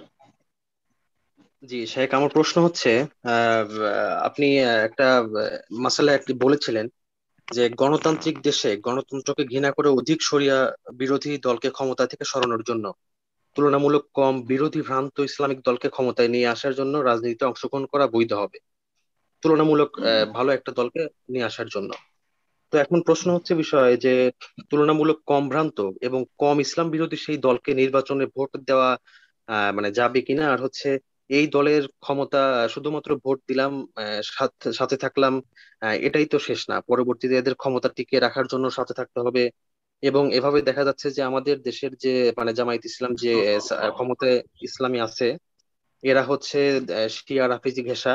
এরা বিভিন্ন সময় সাহাবীদেরকে নিয়ে মানে মন্তব্য করবে আমার সামনে, আমি ওদের সাথে চলবো কিভাবে, লং টাইম কিভাবে, এটা বিষয়। জি, প্রথম কথা, আপনি যেটা তুলনামূলক কম খারাপ যে বলেছি, এটা তো আপনি জামাত ইসলামী ধরলেন কি করে? এইটাই বা কেমন করে প্রমাণিত যে জামাত ইসলামী তুলনামূলক কম খারাপ গণতান্ত্রিক দলগুলোর মধ্যে? এইটা একটা ধারণা, এক শ্রেণীর লোক, এটা ভুল ধারণা হতে পারে। একদিক থেকে মনে হচ্ছে কারণ তারা ধর্মের দোহাই দেয় সেজন্য মনে হচ্ছে যে তুলনামূলক কম খারাপ, কিন্তু তারা যে শিয়াদের মতো, যেমন শিয়াদের দেশে ইরানে অন্যদের কোনো স্বাধীনতা নেই, হানাফিদের সেখানে হানাফি মেজরিটি আছে, সুন্নিদের, হানাফিদের কোনো মসজিদই নেই, অর্থাৎ সুন্নিদের কোনো মসজিদ নেই। কথা বুঝতে পেরেছেন? তাহলে ধর্মীয় স্বাধীনতা অন্যদের মোটেই নেই। পক্ষান্তরে অন্যান্য যে দলগুলি রয়েছে রাজনৈতিক দল, সেটা ক্ষমতায় থাক অথবা যারা ক্ষমতা নেই তাদের কথা বলেন, তারা যে গণতান্ত্রিক দলগুলি আছে এরা কিন্তু এইরকমটা করবে না যে আপনি আহলে হাদিস সেজন্য আপনার মসজিদ মাদ্রাসা অ্যাক্টিভিটি চলবে, যেমন তালেবানরা করছে। এটা কিন্তু এরা করবে না। তারা বলবে ধর্মীয় স্বাধীনতা সবারই আছে, যেমন হানাফির আছে, দেওবন্দির আছে, বেরেলভির আছে, তেমন আহলে হাদিসের আছে। অসুবিধা কি? সবাই নিজে নিজে ধর্ম করা। কিন্তু এই কথা যারা ধর্মের দোহাই দিয়ে ক্ষমতায় আসবে তারা কিন্তু বলবে না। এটা একটা বড় সমস্যা। তা আপনি যে বলছেন যে তারা ভালো, মোটেই না। এটা গভীরভাবে চিন্তা করতে হবে। এই জন্য এই ক্ষেত্রে ওলামাদের দুটো দল আছে। এক দল বলছে গণতান্ত্রিক পদ্ধতিতে ভোট দেওয়াও যাবে না, ইলেকশনে লড়াও যাবে না, এবং আদর্শে বিশ্বাসও করা যাবে, কোনটাই করা যাবে না। এটা একটি মত। আর এক দল বলছে না, এতে লাভের চাইতে ক্ষতি বেশি হবে। সুতরাং কি করতে হবে? আদর্শগতভাবে এই গণতান্ত্রিক কোন একটি দলে আপনাকে জড়িত হওয়া জায়েজ হবে না। তাতে আপনি ইলেকশন লড়তেও পারবেন না, তাতে আপনি রাজনীতি করতে পারবেন না। কিন্তু সাময়িক আপনি দেখছেন যে দুটো দল বা দুটো দল না, দুটো ব্যক্তি, বিশেষ করে ব্যক্তির কথা বলেছেন, দুইজন ব্যক্তি আপনার এলাকায়, দুইজন অথবা তার বেশি কয়েকজন ব্যক্তি ক্যান্ডিডেট আছে, প্রার্থী আছে। তার মধ্যে একজন ইমানদার, যে কোনো দলের হইতে পারে, ইমানদার, বিশ্বস্ত, ভালো মানুষ, পরোপকারী, বেঈমান না, আত্মসাৎকারী নয়। আর আরেকজন বেঈমান, আত্মসাৎকারী, যে কোনো দলের হোক না কেন। তাহলে এই ভালো মানুষটাকে আমি নিয়ে আসবো আমাদের এলাকায় চেয়ারম্যান হিসাবে অথবা মেম্বার হিসাবে অথবা এমপি হিসাবে। এইরকমটা করা যেতে পারে। আল্লাহ তাআলা আলাম। এটা ইজতিহাদি মাসালা। এটাও যে চূড়ান্ত যে এটাই করতে এমন কথা নয়। কিন্তু যেমনটা বললাম যে কয়েকটি দলের মধ্যে গণতান্ত্রিক দলের যেটা কম খারাপ বা যাতে কম খারাপই রয়েছে, কম খারাপই মানে ধরে নেবেন যেটা ইসলামের দোহাই দিয়ে এসছে। তো আরেক দল বল না, চরমনাইয়ের যে ইলেকশন লড়ছে ওরা জামাত ইসলামের চাইতে ভালো। কথা বুঝতে পারছেন? না, মোটেই না। এইভাবে ভাববেন না, এভাবে কখনো ভাববেন না যে কেউ ইসলামের দোহাই দিলে সেই দলটি যারা ইসলামের দোহাই দেয় না তাদের চাইতে ভালো, কখনো না। আল্লাহ যেন বুঝার তৌফিক দান করেন। এবং এই সমস্ত মানব রচিত বিধান থেকে, এই সমস্ত ফিতনা, এগুলো ফিতনা আসলে, এইসব ফিতনা থেকে আল্লাহ মুসলিমদেরকে বেঁচে থেকে দিন শিখার, দিনের প্রতি আমল করার, তৌহিদ সুন্নাহ শিখুন, শিরক বিদআত শিখুন, আর তার থেকে বেঁচে থাকুন, ভালো আমল করুন এবং দিনের দিকে দাওয়াত দেন, আর হালাল রুজি রোজগার করেন। আমার এই দুনিয়ার রাজনীতির সাথে কোনো সম্পর্ক না। না আমি ভোট নিতে চাই কারো, আর না কাউকে ভোট দিতে চাই। এইভাবে চলেন। আমি কারো উপকার নিতে চাই না। কিন্তু আসলে তো অধিকাংশ লোক তো অপরাধের সাথে জড়িত। অপরাধ করে বাঁচতে হলে তো এই গণতান্ত্রিক দলগুলি সাহায্য নিতে হবে, যার ফলে অনেকে রাজনীতি করতে বাধ্য। বুঝতে পেরেছেন? কিন্তু ভালো মানুষরা এই রাজনীতি করতে বাধ্য না। আমি কারো একটা বৈষম্যের খাবো না, কারো জুলুম অত্যাচার করবো না, আমি সোজা চলবো, আমি কোনো নাশকতামূলক কাজের সাথেও জড়িত না। আলহামদুলিল্লাহ, আমি ভালো মানুষ, চলাফেরা করি, হালাল রুজির চেষ্টা করি, যে সূরা আসরের উপর আমল করি, ব্যাস এটা আমার আখিরাত টার্গেট, ব্যাস এটাই করুন, যথেষ্ট ইনশাআল্লাহ। আল্লাহ যেন সমস্ত বালা মুসিবত থেকে এবং ফিতনা থেকে, এইসব মানব রচিত বিধান থেকে বেঁচে থাকার তৌফিক দান করেন। জি, জাযাকাল্লাহ খায়ের। সম্মানিত দিনী ভাই এবং বোনেরা, আমরা অনুষ্ঠানের শেষ প্রান্তে চলে আসছি। এবার প্রশ্ন করবেন আব্দুল্লাহ আরব। আপনি প্রশ্ন করুন প্লিজ। আসসালামু আলাইকুম ওয়া রাহমাতুল্লাহ। শেখ ওয়ালাইকুম আসসালাম ওয়া রাহমাতুল্লাহি ওয়া বারাকাতুহু। জি, বলছিলাম শেখ। বলেন। জি শেখ, আমাদের কিছু সালাফি ভাইরা তালেবানকে শেখ হকপন্থী দল হিসেবে দাবি করে। আমার প্রশ্ন হচ্ছে, তালেবানরা কি আসলে হকপন্থী দল বা আহলে সুন্নাত ওয়াল জামাতের অন্তর্ভুক্ত? আর যদি না হয় তাহলে শেখ আমরা আমাদের এই সালাফি ভাইদেরকে কিভাবে নসিহত করব শেখ? একটু আগে বলেছি যে কিছুদিনের মধ্যেই বুঝতে পারবেন ইনশাআল্লাহ যে এই তালেবানকে আমেরিকা কেন এখানে রেখে গেল। জি, কেন রেখে গেল? বিনা কোনো উদ্দেশ্যে রেখে যায়নি। আল্লাহ এইসব অনিষ্ট থেকে মুসলিম উম্মার যেন হেফাজত করে। 2 নম্বর কথা হচ্ছে যে সালাফি ভাইরা, শোনেন না, সালাফি ভাইরা, আপনি বলেন সালাফি ভাইরা এই তালেবানকে সমর্থন করছে। এই সালাফির নামটি আজকাল ঠিক ওই রকমই হয়ে গেছে যেমন আহলে সুন্নাতের নামটি হয়ে গেছে। আহলে সুন্নাত ওয়াল জামাতের নামটি সবচেয়ে বেশি ব্যবহার করে বেরেলভিরা। আজকাল এই সালাফির নামটি সবাই লুফে নিয়েছে।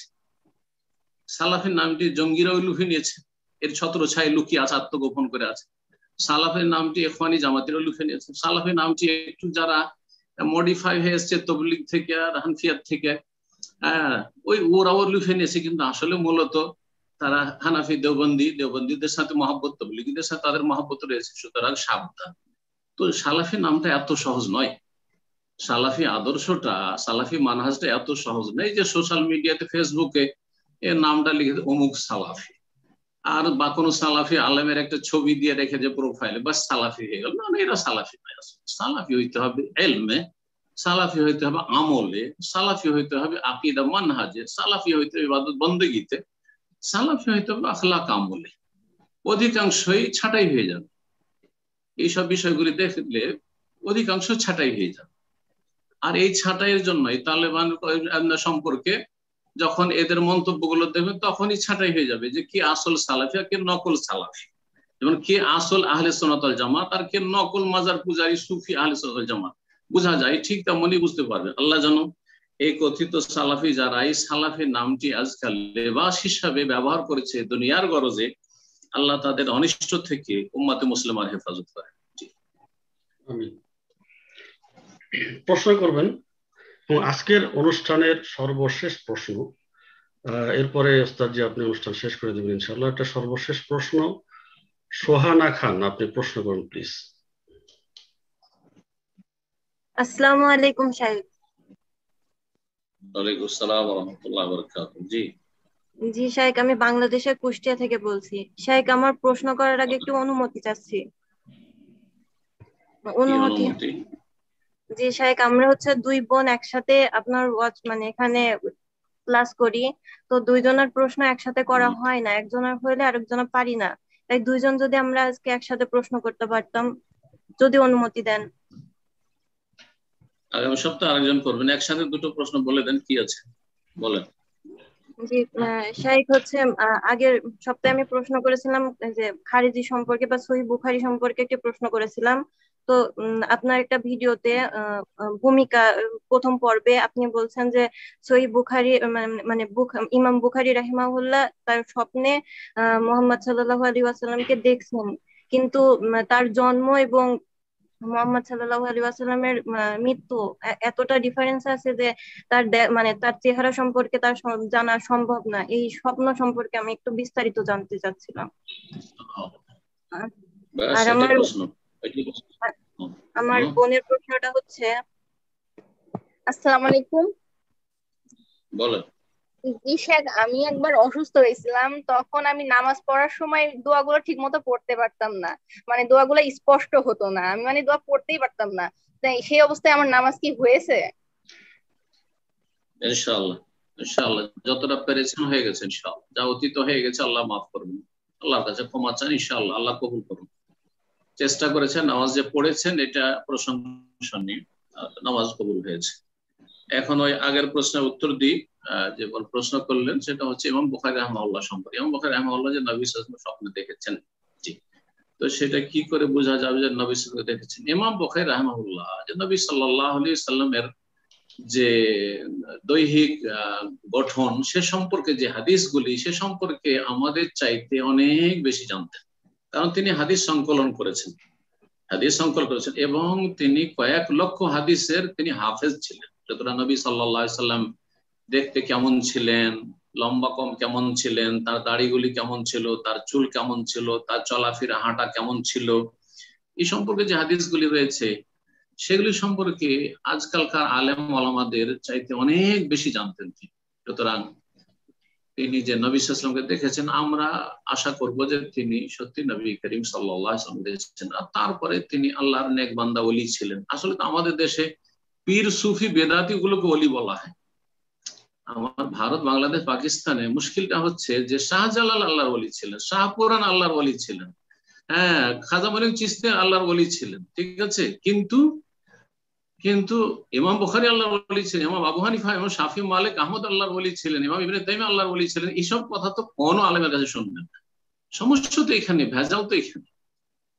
তো এত বড় আল্লাহর নেক বান্দা, এত বড় মুহাদ্দিস ইমাম বুখারী রাহিমাহুল্লাহ, আমিরুল মুমিনিন ফিল হাদিস, তিনি এতগুলি হাদিসের হাফেজ। নবী সাল্লাল্লাহু আলাইহি সাল্লামকে না দেখলেও সাহাবায়ে কেরামদের মতো তার যে বিবরণ রয়েছে দৈহিক এবং তার চলাফেরা, খাওয়া দাওয়া ইত্যাদি, সেগুলি সম্পর্কে যথেষ্ট জানতেন। সুতরাং সম্ভাবনা এটাই যে তিনি নবী সাল্লাল্লাহু আলাইহি ওয়াসাল্লামকেই দেখেছেন, কিন্তু মানুষের সাথে শয়তান যে কোনো সময় খেলা করতে পারে।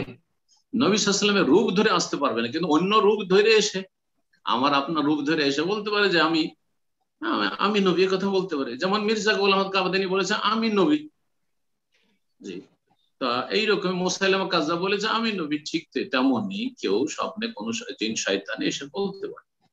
নবী সাল্লাল্লাহু আলাইহি ওয়াসাল্লামকে স্বপ্নে যদি আল্লাহর নেক বান্দা মুহাদ্দিসিন কেরাম দেখে থাকেন, তো অনেকটাই সম্ভাবনা আছে, যদিও সাহাবীদের মতো দেখেননি স্বচক্ষে, তারপরও তারা যথেষ্ট জানছেন নবী সাল্লাল্লাহু আলাইহি ওয়াসাল্লাম সম্পর্কে, সুতরাং নবীকে দেখেছেন, তারপরে তাকে ভালো কথা বলা হয়েছে, এটাও একটা কথা। যদি ভুল কথা বলে, ইমাম বুখারী ভুল কথা বলছে, যাও অমুক জায়গায় যাও, শিরক বিদআতের কোনো কাজ করো, তাহলে অবশ্যই করতেন না তিনি, কারণ তিনি তাওহীদ সুন্নাত বুঝতেন। কিন্তু আজকালকার সাধারণ মানুষকে যদি নবী এসে স্বপ্নে দেখাচ্ছে, কিন্তু জিন শয়তান অন্য রূপ চেহারা নিয়ে এসে বলছে আমি নবী, মিথ্যা কথা বলছে, আর বলছে তুমি আল্লাহর ওলি শাহজালাল মাজারে যাও, সেখানে একটা গরু জবাই করেছিল, তোড় দিবে জবাই করতে, কথা বুঝতে পেরেছেন? তাহলে কোথায় শেখ সাদী ইমাম বুখারী আর কোথায় বকরির নেদি, কথা বুঝতে পেরেছেন? তো এই হলো অবস্থা আর কি। ইমাম বুখারী রাহমাহুল্লাহর জীবনীতে সেগুলো লেখা হয়েছে, আর তিনি স্বপ্নে দেখেছেন। স্বপ্নে আমি আপনি দেখতে পারি, কিন্তু নিশ্চিত বলতে পারি না যে আমি সাল্লাল্লাহু আলাইহি ওয়াসাল্লাম দেখলাম কিনা। তবে আমার যতটা জ্ঞান আছে নবী সাল্লাল্লাহু আলাইহি ওয়াসাল্লাম সম্পর্কে, তার হুলিয়া মোবারক সম্পর্কে, সেগুলিকে সামনে রেখে আশা করে কিছুটা আশা রাখা যেতে পারে, কিছুটা আশা রাখা যেতে পারে। তারপর আমাকে কথাগুলি ভালো বলেছেন কিনা এটা দেখার বিষয়। শরীয়তের সাথে সাংঘর্ষিক তো নয় কথাগুলি, জি। শরীয়তের উপর কিছু সংযোজন তো নয়, যেমন মনার এরিয়া স্বপ্নে দেখলেন যে যাও তুমি 40 দিনের জন্য বেরিয়ে যাও, এটা সাংঘর্ষিক। 1400 বছরের ইতিহাসে কোন আইম্মায়ে কেরামরা এইসব কাজ শুরু করেন না, আবু হানিফা না শাফি মালিক আহমদ এইভাবে চিল্লাই বেরোননি। সুতরাং নিঃসন্দেহে এটি বিদআত, নিঃসন্দেহে শয়তান খেলা করেছে, জি। আল্লাহ যেন বুঝার তৌফিক দান করে।